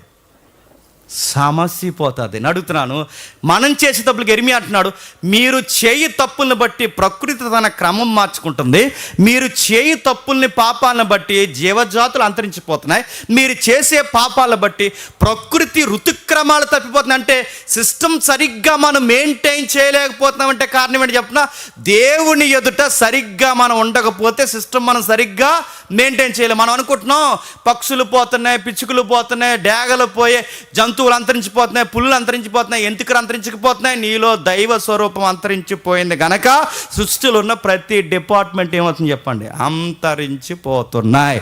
మంచు పర్వతాలు కరిగిపోతున్నాయి. ఎందుకు కరిగిపోతున్నాయి? నీ లక్షణాలు నీలో కరువైపోయాయి కనుక అవి కరిగిపోతాయి. పడాల్సిన వర్షాలు ఎప్పుడో పడాల్సిన వర్షాలు డిసెంబర్లో పడుతున్నాయి. డిసెంబర్లో వర్షాలు ఏంటండి? డిసెంబర్లో వర్షాలు పడుతున్నాయి. ఎప్పుడో రావాల్సిన వర్షాలు ఇప్పుడు పడుతున్నాయి. ఎప్పుడో కాయాల్సిన ఎండలు ఇప్పుడు కాస్తున్నాయి. సిస్టమ్ మారిపోతుంది. ఎందుకు మారిపోతుంది? ఎంత వికారంగా తయారవుతుంది చూడండి. రోజు రోజుకి సిస్టమ్ ఎంత విచిత్రంగా తయారైపోతుంది. అసలు ఎప్పుడన్నా విన్నామా? మీరు ఎప్పుడన్నా విన్నారా? అసలు రాజమండ్రిలో భూకంపం ఏంటంటే ఎప్పుడన్నా విన్నారా? మధ్య వచ్చింది, విన్నారా? వచ్చినట్టు కూడా వెళ్తాం మనకు. మత్తు తినేది పడుకున్నాం. మొన్న వచ్చింది 2-3 వారాల క్రితం తెలుసా? అలా వచ్చి అలా పోయింది. దేవుని కృప అలా వచ్చింది. అలా వచ్చుంటే అందరూ సెటిల్ అయిపోదు. రాజమండ్రిలో భూకంపం ఏంటి? రాజమండ్రిలో భూకంపాలు ఏంటి? మనకి రావడం ఏంటి? అసలు రాజమండ్రిలో ఎప్పుడన్నా సుడుగుండాలు లాంటి తుఫాన్లు వస్తాయి అనుకున్నావా? ఎక్కడో వెస్టర్న్ కల్చర్లో వస్తాయి. మనకు రావడం ఏంటి? రామాలయం సెంటర్ను సుడుగొట్టేసింది, మీరు చూసారు లేదో. ఇక్కడ రావడం ఏంటంటే యూనివర్స్లో తేడా వస్తుంది. ఆదాము కథ చెప్పాడు, నువ్వు సరిగ్గా ఉంటే అన్ని డిపార్ట్మెంట్లు, అంటే నువ్వు కలెక్టర్ రాటోడివి, నువ్వు సరిగ్గా ఉంటే అన్ని డిపార్ట్మెంట్లు సరిగ్గా ఉంటాయి. తలకాయ నువ్వే సరిగ్గా లేకపోతే ఒక్క డిపార్ట్మెంట్ సిస్టమేటిక్గా ఉంటుంది. ఇది పరిపాలించడం అంటే ఆదామైనా మనుష్యుడైనా నువ్వైనా నేనైనా దేవునికి మధ్యవర్తిగా, రాయల్ ప్రీస్ట్గా, రాజైన యాజకుడిగా మనం పనిచేస్తే దేవుడు అన్నాడు, ఈ తోటలో నువ్వే కాదు, ఈ తోటని యావత్తు భూమిని తోటగా మలిసి ఈ తోటలో నువ్వక్కడే ఉండవు, మీతో పాటు చెప్పండి నేను కూడా ఉంటానడానికి చేశాడండి. దీన్ని వండిచ్చామా ఆయన్ని? నువ్వు ఉంటే మాకు కంఫర్ట్గా లేదు, నువ్వు రాకు, మాకు నచ్చినట్టు తిరిగేసి, మాకు నచ్చినట్టు తినేసి, మాకు నచ్చినట్టు శ్రద్ధ లేకుండా నిద్రపోయి లెగిస్తాం మేము, మాకు ఒక బాధ్యత, ఒక పాడు మాకు ఏమొద్దు, మాకు నచ్చినట్టు మా ఆవిడ ఏది చెప్తే అది చేస్తాను. ఆవిడ చెప్పింది చేయడు కదండి నేను, ఆవిడ ఏది చెప్తే అది చేస్తాను, ఇంకా అలా ఆవిడ తుమ్మమంట తుమ్ముతాను, దగ్గుమంట చెప్తాను, నువ్వు చెప్పింది మాత్రం నేను చేయను అన్నాడు. అన్నందుకు ఏమైందండి? దేవుడు ఎప్పుడైతే దూరం అయ్యాడో ఆకలికి ఏడ్చాం. దేవుడు ఎప్పుడైతే దూరం వెళ్ళాడో రోగాలకు ఏడ్చాం. దేవుడు ఎప్పుడైతే దూరం జరిగాడో పండాల్సిన పంట పండడం మానేసింది. దేవుడు ఎప్పుడైతే దూరం అయ్యాడో ఎండకి ఎండాం, వానకు తడుసాం, బట్ట కొరకు ఏడుస్తాం, నీరసాలకు ఏడుస్తాం, లేని మరణాన్ని తెచ్చి మీదేసుకున్నాం. అందమైన జీవితం ఏదైనా వనం లాంటి జీవితం ఎడారి జీవితం అయిపోయింది. ఇది మీకు అర్థమైతే ఇది తెగిపోయింది. ఈ తెగిపోయిన దాన్ని దేవుడు చరిత్రలో అక్కడక్కడ అలా చూపిస్తూనే వచ్చాడండి. కానీ మనకు అర్థమవుతుంది అలా చూపిస్తూ, ఇది మీ లైఫ్, ఇది మిస్ అయిపోయారు, ఇది మీ లైఫ్ అని చూపిస్తూనే వచ్చాడు. అందుకే మనం అలా నేను చరిత్ర చెప్పాను కానీ ఇంకా టైం అయింది. అలా మనం చదువుకుంటూ వస్తే రాజుల గ్రంథంకి వచ్చేసరికి ఒక విచిత్రం కనబడుతుంది. చూడండి ఇమేజ్ ఒకసారి ప్లే చేయండి. 6వ అధ్యాయం చూడండి. మొదటి రాజుల గ్రంథం 6వ అధ్యాయం. మొదటి రాజుల గ్రంథం 6వ అధ్యాయం ముగిద్దాం. మొదటి రాజుల గ్రంథం 6వ అధ్యాయం 29వ వచనం నుండి.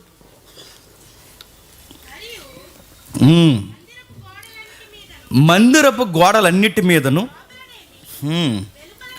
లోపలేమి వెలుపలేమి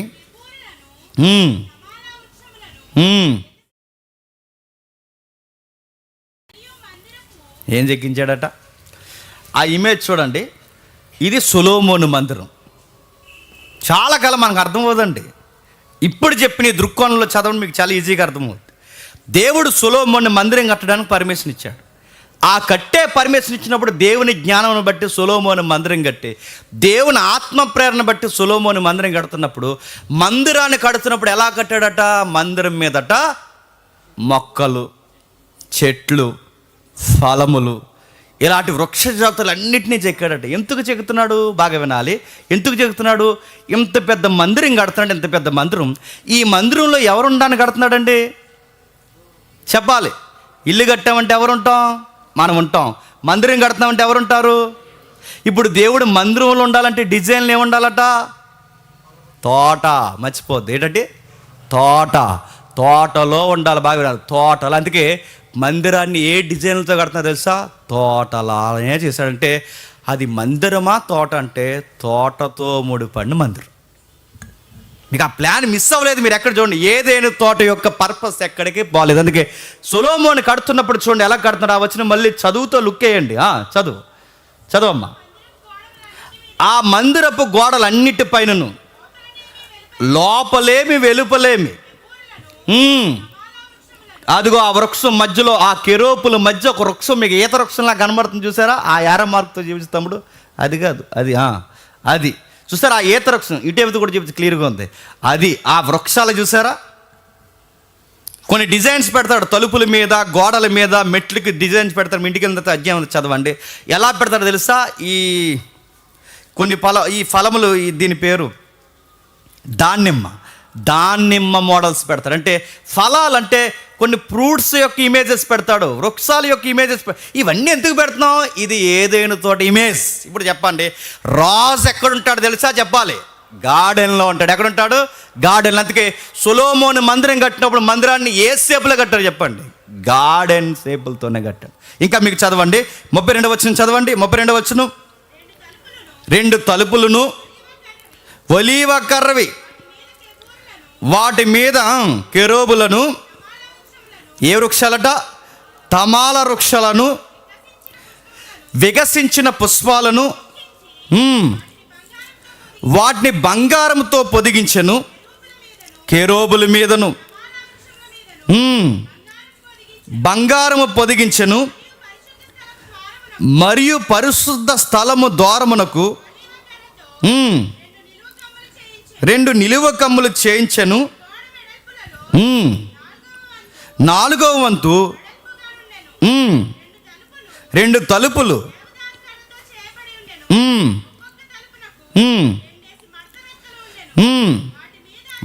వాటి మీద అతడు కెరూబులను,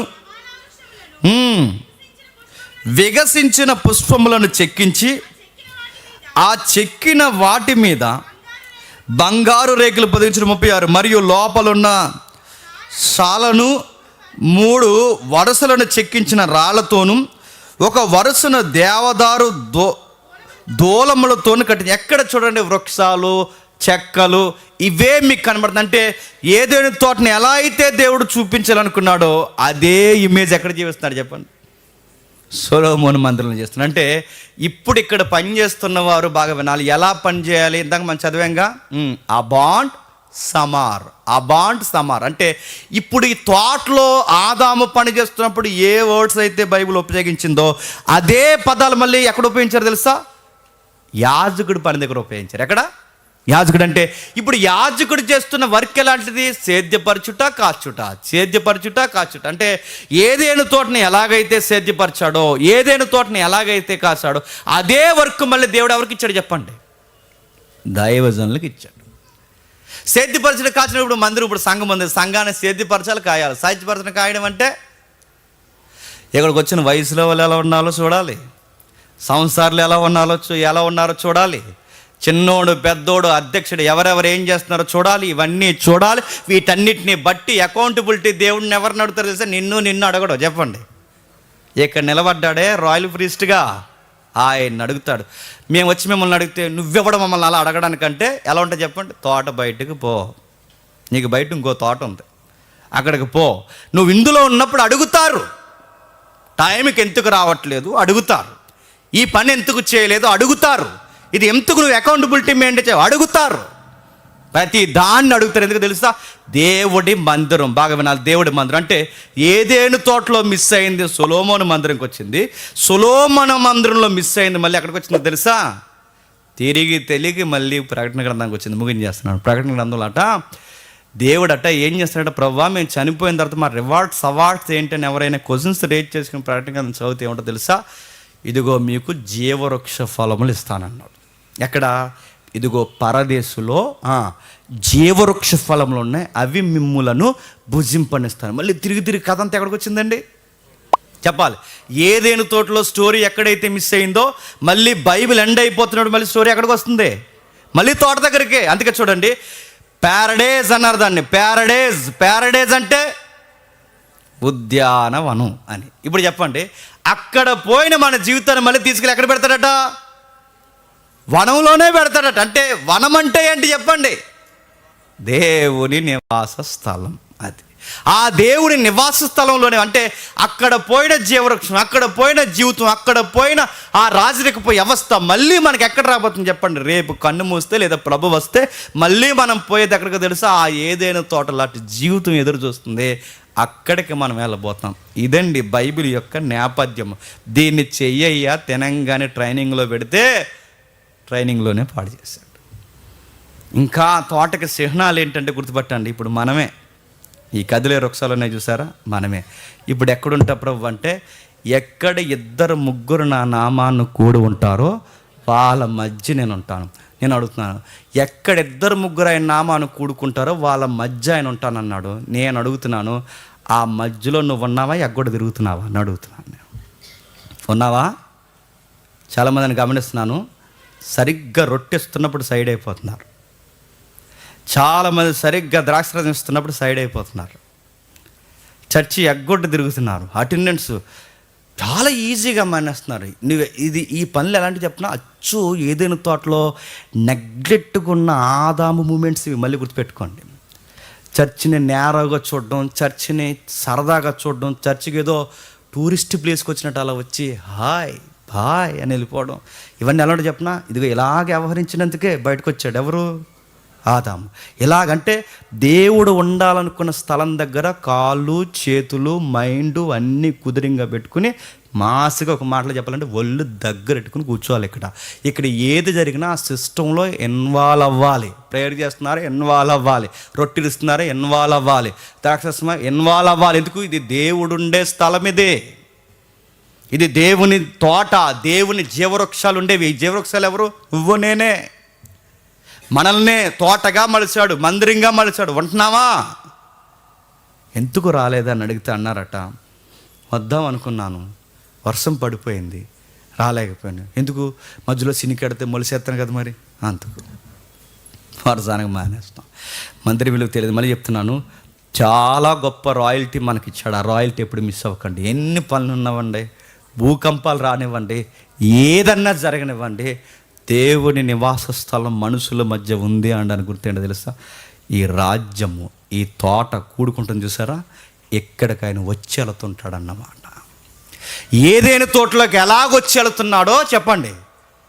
మనం కూడుకున్న ప్రతి ఆదివారం ఇక్కడికి వచ్చే మీకు కనబడుతున్నాడు లేదో, మీకు తెలుస్తున్నాడు లేదో నాకు తెలియదు, కానీ ఈ వాక్యపు కళ్ళద్దాల్లోని చూడండి, ఆయన వచ్చి వెళుతుంటాడు.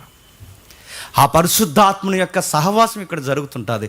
ఆయన వస్తాడు, వింటాడు. బైబిల్లో ఒక మాట ఉంది, యెహోవాను గురించి 2 మాట్లాడుకుంటేనట ఆయన చెవియొగ్గి వింటాడట. ఏం మాట్లాడుకొని ఇద్దరు మాట్లాడుకుంటేనే చెవియొగ్గి వింటే, ఇక్కడ గంటలు మొదటి వర్తమానం రెండో వర్తమానం మాట్లాడుకుంటూ ఉంటామంటే చెవియొగ్గి వినడు, డైరెక్ట్గా వచ్చే కూర్చుని వెళ్తాడు. గుర్తుపెట్టుకోండి, ఇది ఈ పర్పస్ మనకిచ్చాడు. దీన్ని ఇలాగే చదవాలి, ఇలాగే అర్థం చేసుకోవాలి.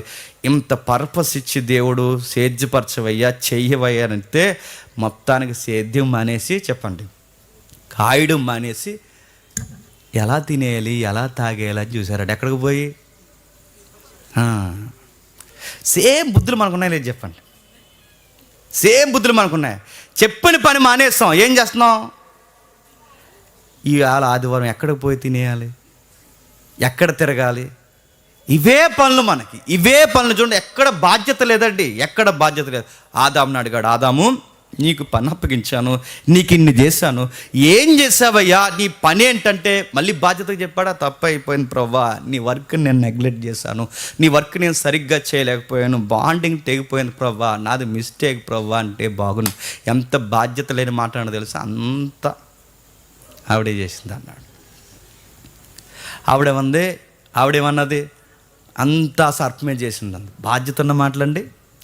నిన్ను అడిగినప్పుడు నువ్వు చెప్పు. సంఘం కూడా అంతే, నిన్ను అడిగినప్పుడు నువ్వు చెప్పు. నేను కదండి అంతా ఆయన చేశాడు అనుకో, నిన్ను అడుగుతున్నావు నువ్వు చెప్పు.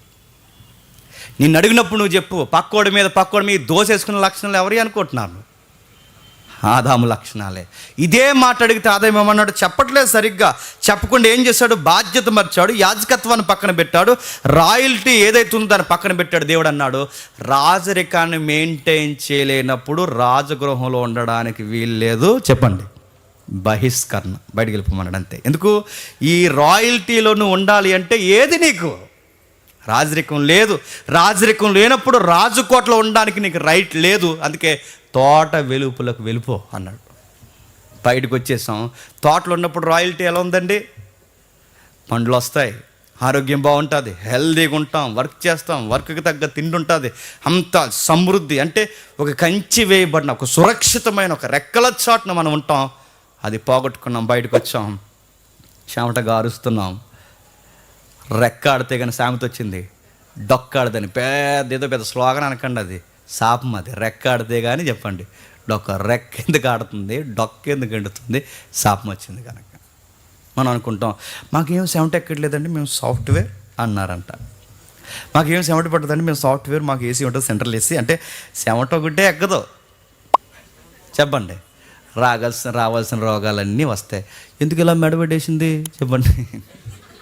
సాఫ్ట్వేర్ ఇది శాపమే, చెమట ఎక్కదంతే. ఎందుకు వెళ్ళి ఇలాగ అయిపోయినాయి కొన్ని రోజులకి? సాఫ్ట్వేర్.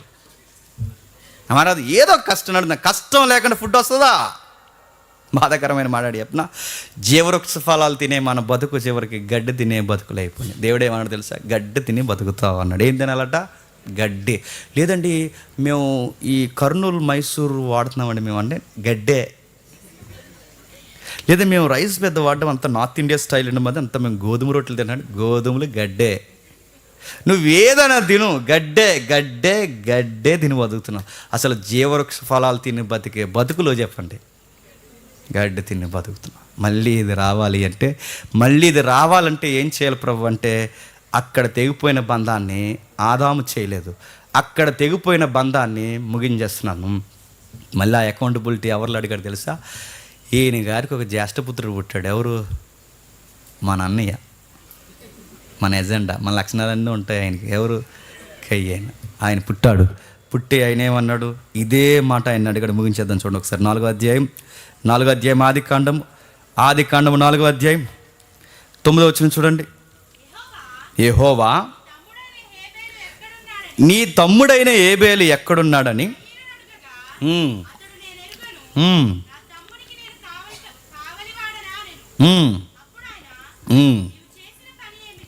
నువ్వు చేసిన పని ఏమిటి? నీ తమ్ముని రక్తము యొక్క స్వరము నేలలో నుండి నాకు మొరపెట్టుచున్నది. కావున నీ తమ్ముని రక్తము నీ చేతిలో నుండి, బాగా వినండి, ఏమడుగుతున్నాడు? నీ తమ్ముడేడి అని అడుగుతున్నాడు. మీకు అర్థమవుతుందండి చదువుతుంటే? ఏదైనా దేవుడు వచ్చి ఏమడుగుతున్నాడు చెప్పండి? అకౌంటబిలిటీ అడుగుతున్నాడు. చూడండి, ఆదాము దగ్గరకు వచ్చి ఏమడుగుతాడు? సిస్టమ్ బాగుందా అని అడుగుతాడు. కయ్యేన్ దగ్గరకు వచ్చి ఏమడుగుతున్నాడు? మీ తమ్ముడు. అంటే దేవుడికి ఉండే గుణం ఏంటి? అది ఏం చేసావరా అని అడుగుతాడు. మనకి నచ్చింది అని చెప్పండి, అది ఏం చేశారని ఎవరైనా అడిగితేనే నచ్చదు మనకి. మనల్ని ఎవరు అడగకూడదు, మనల్ని ఎవరు ఏమనకూడదు, అసలు మనకు ఎవరు ఏ పని చెప్పకూడదు.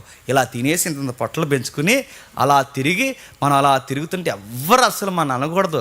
అసలు ఏ పనిలోకి వెళ్తున్నావరా అని కూడా అడగకూడదు మనం.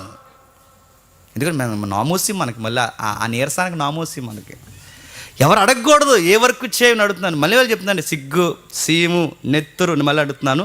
ఇలాంటివి ఏమన్నా పని చేస్తే ఏదో ఒక వర్క్ చెయ్యండి. దేవుని పిల్లల లక్షణాలు పని చేయాలండి, పని చెయ్యాలంతే. ఏదో ఒక పని చేయాలి. అవసరమైతే ఇంట్లో పనులు అంట్లైనా కడుగు, ఏదో ఒక పని చేయి, ఏదో ఒక పని చేయి. కనీసం సీపురు తీసుకుని లోపలన్న తుడు, ఏదో ఒకటి చేయాలండి. మనిషి అన్నవాడు పని చెయ్యాలి. పని చేయకపోతే దేవుడికి నచ్చడు ఎవడు, అది ఆడపిల్ల అయినా మగపిల్లోడైనా. ఏదో ఒక వర్క్ చేయాలి. ఈ బైబిల్ నీకు అర్థమైతే వర్క్ చేయాలి. వర్క్ చేస్తేనే అకౌంటబిలిటీ అడుగుతాడు ఆయన. ఏం చేస్తున్నావు? ఒక చట్నీ అడిగాడు. చట్నీ ఏమన్నాడు? ఎందుకు 3 ఏళ్ళ నుండి నువ్వు పండట్లేదు, నీ వలన నేల అర్థమైపోవాలి. 2020 చూశాను, 2023 చూశాను, 2024 చూశాను, నీ వల్ల అర్థమైపోవాలా? ఫలింపని ప్రతి చెట్టును నరికేయండి అన్నాడు దేవుడు. ఒక చెట్టే పండకపోతే నరికేయమంటే ఇక్కడ చెట్ల కోసం కాదు మాట్లాడుతున్నాను. చెప్పండి, నీ కోసం, నా కోసం. 24 అయిపోయింది వారంతో. ఇంకా మనకి 2023, 2024 అయిపోయింది. ఇంక 3వ సంవత్సరానికి వెళ్తున్నాం, 25కి. వర్క్ చేయకుండా, నిపుణత లేకుండా, బాధ్యత లేకుండా 25లో అడుగు పెట్టావో అదే లాస్ట్ ఇయర్ అవుద్దేమో. జాగ్రత్త, ఇది శాపం కాదు, వాగ్దానం. గుర్తుపెట్టుకో, నేను బాగు చేసే వాగ్దానం. జాగ్రత్త. కయ్యని అడిగాడు, నీ తమ్ముడు ఎక్కడ ఉన్నాడని అడిగితే వీడికి ఎంత రెక్లెస్ చూడండి. కాపలా కాస్తున్నాను నేను అన్నాడు. సేమ్ మీరు మళ్ళీ మూలపదాలు ఇంటికి వెళ్ళిన తర్వాత చదవండి. అబాండ్ సమార్ అంటే ఏదైనా తోటలో ఏదైతే ఆదాముని అడిగాడో, ఏ అకౌంటబిలిటీ అయితే ఆదామును మెయింటైన్ చేయమన్నాడో, అదే వర్డ్స్ మళ్ళీ ఎవరిని అడుగుతున్నాడు? మీ నాన్నకి ఏదైతే బాధ్యత ఇచ్చాను, ఇప్పుడు నీకు అదే బాధ్యత ఇచ్చాను. నీ బాధ్యత ఏంటి? నువ్వు వ్యవసాయం చేసుకుంటూ, పని చేసుకుంటూ, జాగ్రత్తగా ఉండి, నీ చుట్టూ ఉన్న నేచర్ నువ్వు అనుభవిస్తూ, నీ కుటుంబంలో ఉన్న నీ అన్నదమ్ములను, నీ కుటుంబంలో ఉన్న తమ్ముడిని, నీ కుటుంబంలో ఉన్న తల్లిదండ్రుల్ని నువ్వు జాగ్రత్తగా చూసుకుంటూ, నాకు అకౌంటబిలిటీగా ఉండాలని కయ్యాన్ని నీకు అప్పగించాను కనుక సింగిల్ లైన్లో అడుగుతున్నాను, నీ తమ్ముడేడి? నీ బాధ్యతలో ఉన్న నీ తమ్ముడే నన్ను అడిగితే ఇదేమన్నా తెలుసా? నేను ఎవరికి లెక్క చెప్పాల్సిన అవసరం లేదన్నాడు. చెప్పాడండి ఆన్సర్. ఏమన్నాడు? నేనేమన్నా కావాలవాడినా? ఆ మాటకు అర్థం ఏంటి?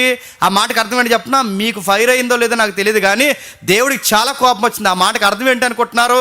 నువ్వు అప్పగించిన కావల పని మా అయ్యే చేయలేదు, నువ్వు అప్పగించిన ఆ కావల పని మా అమ్మే చేయలేదు, నువ్వు అప్పగించిన పని ఆ ఏదైనా తోటలో మా పితరులు, మా తల్లిదండ్రులే చేయలేదు.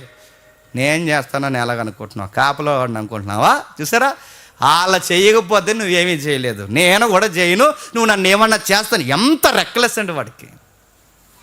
అకౌంటబిలిటీ లేదు, బాధ్యత లేదు. గుర్తుపెట్టుకోండి, ఒక వస్తువు ఎవడైనా నేను నమ్మిచ్చాడంటే, గుర్తుపెట్టుకో, ఎవడైనా నమ్మిచ్చాడంటే ఆ వస్తువును మళ్ళీ అంతే నమ్మకంగా అప్పగించడమే అకౌంటబిలిటీ. ఎవరైనా ఒక వ్యక్తి ఎవరే ఈ పని అని అన్నారట, ఆ పని నువ్వు జాగ్రత్తగా చేయడమే అకౌంటబిలిటీ. అక్కడే తెలుస్తావు నువ్వు దేవునికి ఉపయోగపడవా అని. బాధ్యత, ఆతృత, చెయ్యాలి, దాన్ని సంపూర్ణం చేయాలి. ఎవరు అడుగుతారు? జేమ్స్ అడుగుతాడు లేదో, ఇక్కడ ఉన్న పెద్దలు అడుగుతారు లేదో నాకు తెలియదు. నేను పుట్టించిన దేవుడు ఒక పని అప్పగించినప్పుడు దాన్ని బాధ్యతగా చేస్తున్నావు లేదా? మీకు ఉదాహరణ చెప్పి నేను త్వరగా ముగిస్తాను. ఒక పుస్తకం చదవడం స్టార్ట్ చేశారనుకోండి, నీ పని అక్కడే తెలుస్తుంది. పుస్తకం పూర్తయ్యే వరకు చదువు, మధ్యలో ఆపేసి మళ్ళీ వచ్చే ఏడాది చదివానంటే నీ దొంగ వ్యవహారం నీకు అక్కడే తెలిసిపోతుంది. గుర్తుపెట్టుకోండి, నీ పనికి మాలిన బద్ధకం, నీ దొంగ బుద్ధి అక్కడంటే పుస్తకం 2 సంవత్సరాలు చదువుతాడు ఎవడైనాని? అరే 3 రోజుల్లో చదువుతూ అయిపోయే పుస్తకాన్ని ఇంత సాగదీస్తా ఉంటే, ఒక పుస్తకం కూడా తినంగా చదవలేవు, ఈ పని కూడా చేయవు నువ్వు. ఒక పుస్తకం చదవలేవు, ఏది చదవలేవు, ఏమి చేయలేవు, ఒక వర్క్ చేయలేవు, ఏం చేస్తావు మరి? తిరగడానికి నువ్వు జంతువా? అరే జంతువులే పని చేస్తున్నాయి, తన పిల్లల్ని పోషించుకుంటున్నాయి, గూళ్ళు కట్టుకుంటున్నాయి, ఎగురుతున్నాయి, ఉదయం అంతా కష్టపడి ఆహారం తెచ్చుకుని ఇక్కడ గొంతులో దాచుకుని చిన్న పిల్లలకి ఇంటికి బాధ్యతగా పట్టుకెళ్తున్నాయి. నీకు పని లేదేంటి నేను అడుగుతున్నా? నీకు ఏ పని ఉంది? నీకు ఏ పని లేదని అడుగుతాను. తినాలనిపిస్తే కంచం ముందు కూర్చుని కంచం నన్ను అన్నం పెట్టుకున్నప్పుడు సిగ్గు సీము నెత్తురున్నప్పుడు ఇది తినడానికి నాకు ఏం రైట్ ఉంది అనిపించాలి.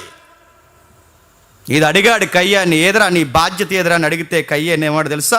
నాకు అకౌంటబిలిటీ లేదు, నేను ఎవరికి లెక్క చెప్పాల్సిన అవసరం లేదు, నేను ఎవరికి సృష్టిలో బాధ్యత లేను, నేను చెప్పను. మాకు ఎవరి మీద లేదా ఎవరి మీద బాధ్యత లేవు, నీకు మా మీద హక్కులు లేవు, మాకు ఒక స్వేచ్ఛ ఉందని ఒక ఫిలాసఫీ మాట్లాడండి. ఆ మాటలు అంత ఫిలాసఫీ ఉంది. అప్పుడు దేవుడు అన్నాడు, నీకు స్టాంప్ వేస్తాను రా అబ్బాయి అన్నాడు. ఈ స్టాంప్ వేసి ఏమన్నా తెలుసా? నీ బతుకు దేశదిమ్మర బతుకోద్దు, నీకు తినంగా ఉండరు. ఎందుకంటే నువ్వు సెటిల్ అయ్యి బాగుండరా అంటే నీకు సెటిల్ అవ్వడం రాలేదు కనుక నీ బతుకు అంతా సెటిల్ అవ్వకుండా తిరుగుతూ ఉన్నాడు అంతే. అందుకే చూడండి, దిమ్మర్లు తిరుగుతారు. ఇలా తిరిగే బ్యాచ్ అంతా ఎవరి బ్యాచ్ చెప్పనా? దేశదిమ్మర్ల బ్యాచ్ అన్నమాట. అంటే ఎవరి బ్యాచ్? కయ్యనిగడి బ్యాచ్. ఒక నిలకడ, ఒక నిబద్ధత. నేను మళ్ళీ అడుగుతానండి, పండగ వచ్చే సమయానికి నీ ఇంట్లో పిల్లలుంటే వాళ్ళు అడగకుండానే గుర్తుపెట్టుకో, వాళ్ళు అడగకుండానే వాళ్ళ అక్కర్లు తీర్చడమే మగ లక్షణం. గుర్తుపెట్టుకో. భార్య ఉంటే తన అడగకుండానే తన అవసరతలు తీర్చడం మగ లక్షణం. గుర్తుపెట్టుకో. భారీగా నువ్వు ఉంటే నీ పిల్లలు ఏంటో అవసరం తెలియకుండా తీర్చి, ఇదంతా విధి నిర్వహణ అంటారండి. దీన్నే గృహ పరిపాలన వ్యవస్థ అంటారు. ఇది పాటించాలి. కయ్యనిగడికి పని వద్దట, మరేం వద్దట, మరేం చేస్తావురా? ఏం చేస్తావు? చంపుకుంటూ తిరుగుతాను, నన్ను ఇంకెవడ అడగకూడదు అన్నాడట. తొక్కుకుంటూ తిరుగుతాడు, ఎవడ అడగకూడదు అంటే దేవుడు అన్నాడు, పోరా నువ్వు దేశదిమ్మరం అని స్టాంప్ వేశాడు. నిన్ను కనుగొన్న వాడికి ప్రమాదం, వాడిని కనుగొని వాడితో సహవాసం చేస్తే నీకు ప్రమాదం. నీ మళ్ళీ చెప్తున్నాను, నీ బతుకు దేశదిమ్మర బతుకైపోద్ది.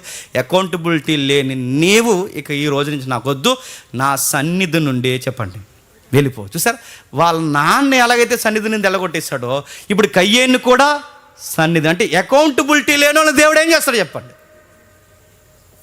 ఆయన తోట నుండి, ఆయన రాజు దర్బార్ నుండి, ఆయన సన్నిధి నుండి దేవుడు ఏం చేస్తాడు చెప్పండి? వెళ్ళగొడతారు. అందుకే సంఘంలో ఎక్కువ కాలం చాలామంది ఉండరండి.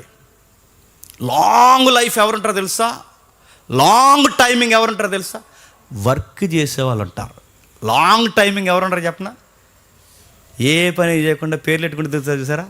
వాళ్ళు ఉండరు. వాళ్ళు గట్టుకుంటే 3-4 సంవత్సరాలు ఉంటారు. తర్వాత కొన్ని పనుల వల్ల రాలేకపోతున్నానండి అంటారు. ఇది కయ్యేని బ్యాచ్ అన్నమాట, గుర్తుపెట్టుకోండి. వర్క్ ఉన్నవాడికి వేరొకరి మీద మనసు ఉండదు. వర్క్ లేనోడు ఆడు పని చేసినప్పుడు తుమ్మాడు, ఆడు పని చేసినప్పుడు దొగ్గాడు, ఇలాంటివన్నీ చెబుతారు, గుర్తుపెట్టుకోండి. పని ముగించేస్తున్నాను. కయ్యేని చేయలేదు, ఆదాము చేయలేదు. ఇప్పుడు ఎవరు చేయాలి? ఎవరో చేయలేనప్పుడు క్రొత్త నిబంధన ప్రభువును పంపేమో తెలుసా? ఇలా ఉండాలి అకౌంటబిలిటీ అంటేనే ప్రభువులో మనకు చూపించాడు. ప్రభు ఎంత అకౌంటబిలిటీ అండి ఆయన. ఎవరింట్లోనో ఎవరో చనిపోతే ఈయనకేంటండి? That is accountability. ఎవరో అబ్బాయి చనిపోతే ఆ తల్లి దగ్గరకు పోయి ఆ తల్లి భుజాల మీద చెయ్యేసి, ఈయన బాధపడకమ్మా, నీ కొడుకుని మళ్ళీ నేను బతికించిస్తానమ్మా అని ఈయనకి సమాజంలో ఇంత బాధ్యత ఏంటి? అదే రాయల్ ప్రీస్ట్ అంటే, గుర్తుపెట్టుకోండి. అదే యాజకత్వం అంటే, అదే చుట్టూ ఉన్న ఈ ప్రకృతిలో ఈ సహవాసంలో ఉన్న వారిని అందరినీ సమతుల్యంగా చూడడం అంటే అది. ఇదండి మన లైఫ్. ఒకరు బాధపడితే బాధపడేవాడు, ఒకరు ఏడిస్తే ఏడ్చేవారు, ఒకరికి ఆకలితో ఉంటే అన్నం పెట్టేవాడు, వారికి బట్టలు లేకపోతే బట్టలు ఇచ్చేవాడు, అందరికీ సమానంగా చూసేవాడు. ఇదంతా చేసి ఫిలిప్పీలకు పత్రిక రాస్తూ పౌలు ద్వారా ఏమన్నాడు ఒకసారి చూడండి, ముగించేద్దాం. ఫిలిప్పీలకు రాసిన పత్రిక 4వ అధ్యాయం, ఫిలిప్పీలకు 2వ అధ్యాయం 3-4 వచనాలు చూడండి. ఫిలిప్పీలకు రాసిన పత్రిక 2వ అధ్యాయం 3-4 వచనాలు.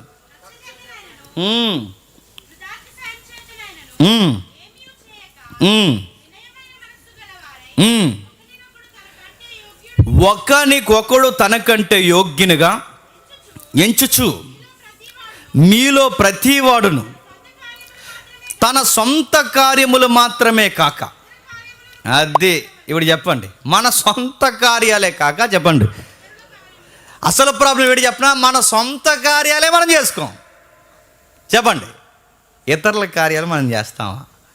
మనకి దేవుడు అప్పగించిన మన కార్యాలే తినంగా చెయ్యం, ఇతరుల కార్యాలు మనం చేస్తామా? బాగా వినాలి. ఏదైనా తోటలో దేవుడు ఏదైతే చెప్పాడో, కయ్యేను దగ్గర ఏదైతే చెప్పాడో, మళ్ళీ సంఘానికి సహోదరులు కూడా ఏం చెప్తున్నాడు? నీ కోసం నువ్వు బతకరా, నీ చుట్టూ ఉన్న వ్యవస్థ కోసం బతకరా అని చెప్తున్నాడు. కానీ మనం ఎవరి కోసం బతుకుతాం చెప్పండి? నేను చుట్టూ ఉన్న కోసం బతకను. చెప్పండి, నా ఇల్లు, నా పిల్లలు, నా ఉద్యోగం, నా బంధువులు, నా రక్తం, మా మీసాలు, ఇలాగే బతుకుతాం మేము. మా తాతల మీసాల మీద నిమ్మకాయలు నిలబెట్టారు, మా తాతల వంశాలు కాపాడుకోవడానికే మేము పుట్టాం. ఒక అకౌంటబిలిటీ ఉందండి. నేను మళ్ళీ చెప్తున్నాను, నీ ఇంట్లో వాళ్ళకి రోగం వస్తే నువ్వు వెళతావు. నా అన్న వారికి ఇబ్బంది లేకపోతే నా అని పీక్కునే ఎవడైనా వెళ్తాడు. గుర్తుపెట్టుకో, నీకు సంబంధం లేదు, ఏ బీరకాయ పీసు లేకపోయినా అక్కడికి పోయి ధైర్యం చెప్పడానికి నిలబడతావు. చూసావా, అది అకౌంటబిలిటీ అంటే. గుర్తుపెట్టుకో, వీడికి ఏం కలిసి వస్తుందో ఏం కలిసి రాదు. ఎందుకురా నువ్వు ఇలా చేస్తున్నావంటే, దేవుడు అన్నాడు, మీ కార్యాలు మీరే చూసుకోనక, చెప్పండి, ఇతరుల కార్యాలను కూడా చూడాలి. ఈ వర్క్ కయ్యేని చేయమన్నాడు, ఈ వర్క్ ఆదాముని చేయమన్నాడు, ఈ వర్క్ మానవాళ్ళని చేయమన్నాడు. ఈ వర్క్ ఎవరు చేయకపోతే సంఘాన్ని పిలిచి మీరైనా చేయండి అన్నారు. చేస్తున్నావా? మన వర్క్ చేయం, పక్కోళ్ళ వర్క్ చేయం. ఒక మాటలో చెప్పాలంటే అసలు దేవుని వర్క్ అంటే ఏంటో మనకి తెలియదు. పైగా మనకి ఏం తెలుసు అంటే, ఆడికి ఏమైనా జరిగింది అనుకోండి, ఆడు మన ఫ్రెండ్ అనుకోండి, ఆడి గురించి మనం గట్టిగా ఆలోచిస్తే ఎక్కడ ఆలోచిస్తాం చెప్పిన, ఫేస్బుక్లో ఒక లైన్ ఎడతామన్నమాట, వాట్సాప్లో ఒక లైన్ ఎడతాం. ఏమన్నా తెలుసా? ఏమైనా మాట్లాడతామంటే ఫేస్బుక్లో, వాట్సాప్లో లైన్ ఎట్టి, నీకోసం కొట్టుకుని ఒక గుండు ఉందని మాత్రం మర్చిపోకరా, ఇగో నీకు ఒక ఫ్రెండ్ ఉన్నాడు రా, నేనేరా, చిన్నప్పుడు గుర్తున్నాయి నాకు ఆ గొలుకే అట్లా నేను అని చెప్తా. ఈ స్టేటస్ పెట్టాను తప్ప అని అడుగుతున్నాను, ఇది పెట్టాను తప్ప ఆడికి ₹10 ఉపయోగం ఉందా? నువ్వు ఎవరు, నేను అడుగుతున్నాను, ఎవరు మనల్ని క్రైస్తవులు అన్నది? ఏదైనా తోటలో చూపించవలసిన రాయల్టీ అదే, కయ్యేని దగ్గర చూపించాల్సిన రాయల్టీ అదే, ఇప్పుడు సంఘంలో చూపించాల్సిన, చెప్పండి, రాయల్టీ అదే. రాయల్టీ అంటే చెప్పిన, మన కోసం మనం బతక, చెప్పండి, సమాజాన్ని బాగు చేయడానికి బతకడమే రాయల్టీ. మళ్ళీ ఒక సంఘాన్ని చూస్తే ఎలా అనిపించాలి చెప్పనా? ఏదైనా తోటలా ఉండాలి. ఏదైనా తోట అంటే ఎలా ఉంటుంది? ఒకప్పుడు వీళ్ళు సింహాలు కరిచేసేవారు, ఒకప్పుడు ఎలుగుబంట్లు మీదడిపోయేవారు. ఇక్కడికి వచ్చారు, సాధు జంతువులు అయిపోయారు. ఒకప్పుడు నోరు పెద్దదే, ఇప్పుడు నోరు లేవదు. ఒకప్పుడు రకరకాలుగా ఉండేవారు, ఇప్పుడు అలా ఉండరు. ఒకప్పుడు తిరుగుబోతులు అలా లేరు. అరే ఇందులోకి వస్తే ఏమైందిరా అంటే, ఇది దేవుడి నివాస స్థలం. ఇందులో ఎలా మారిపోతారో తెలుసా? క్రూరతత్వం ఉన్నవారు కూడా చెప్పండి సాధు జంతువులు మారిపోతారు. ఇది అలవాటు చేసుకుంటే ఒకరోజు నిజమైన ఏదైనా తోటలోకి మనం వెళ్ళబోతాం. అంటే ఏదైనా కాదు, దేవుని వనంలోనికి మనం వెళ్ళబోతున్నాం. అందుకే ఆ తత్వం సొలొమోను కాలంలో చూపించాడు. ఇదిగో నేను ఉండే నివాస స్థలం ఎలాగే ఉంటుందని. ఇదే తత్వం అక్కడ చూపించాడు ఏదైనా తోటలో. ఇదే తత్వం చరిత్రంతా చూపించాడు. దేవుడు ఉండే ఉద్యానవనంలో మనతో పాటు ఆయన కూడా ఉండాలనుకున్నాడు. అంటే ఈ భూమి, ఈ విశ్వం అంతా దేవునికి ఉద్యానవనంలో ఉండాలి. ఉందా? లేదు. అందుకే దీన్ని దేవుడు ఏం చేయబోతున్నాడు తెలుసా? మళ్ళీ రీస్టార్ట్ చేయబోతున్నాడు. అంటే మళ్ళీ యథాస్థితికి తెస్తాడనమాట. యథాస్థితికి అంటే మళ్ళీ ఈ పాత భూమి ఏదైతే ఉందో ఈ పాడైన భూమిని మళ్ళీ నూతన భూమిగా మారుస్తాడు. ఈ పాడైన జీవితాలని మళ్ళీ నూతన జీవితాలుగా మారుస్తాడు. అంటే మీకు తెలుస్తుందో లేదో, సృష్టికి మానవులకి నూతనత్వం సంతరించుకుంటుంది. మళ్ళీ నూతన స్థితికి వస్తాయి. మళ్ళీ పరలోకము భూలోకము ఏమవుతుందో తెలుసా? కలిసి నివాసము చేయబోతుంది. అందుకే దేవుడు ఏమంటాడంటే, ఇక దేవుడు పరలోకంలో ఉంటాడని చదువుకున్న మన వచనాలే కిందికి వచ్చేసరికి, ప్రార్థన కిందకి వచ్చేసరికి ఏం చేస్తుందో తెలుసా? నరులతో కూడా దేవుడు చెప్పండి నివాసము చేయబోతున్నాడు. ఎక్కడ నివాసం చేయబోతున్నాడు? నరులతో దేవుడు నివాసం చేయబోతున్నాడు. ఎలా నివాసం చేయబోతున్నాడు? ఇదిగో ఒక పట్టణం తయారు చేస్తున్నాడు. ఆ పట్టణం సరాసరి ఎక్కడ దిగుద్దట? భూమి మీద దిగుద్ది. ఈ భూమి మీద దిగిన ఈ పట్టణంలో దేవుడు మనం అందరం కలిసి మళ్ళీ ఆ పట్టణంలో నివాసం చేయబోతున్నాం. ఆ లైఫ్ మనకు త్వరలోనే రాబోతుంది. ఆ రోజు తిండికేయడం, గుడ్డకేయడం, నీరసాలకేయడం, ఏ ఇబ్బందులు ఉండవు, ఏ సమస్యలు ఉండవు. మళ్ళీ జీవితం ఎలా ఉంటుందో తెలుసా? ఏదైనా తోటలో ఉంటుంది. ఆ ఆదాము పోగొట్టాడు చెప్పండి. ఈ ఆదాము కడపట ఆదాము వచ్చి మళ్ళీ దాన్ని కట్టాడు. ఈ దయలో, ఈ కృపలో ఇలానే మనం వర్ధిల్లుతూ ఎల్లకాలం ఆయనతో మనం సహవాసం చేయుదుము కాదు.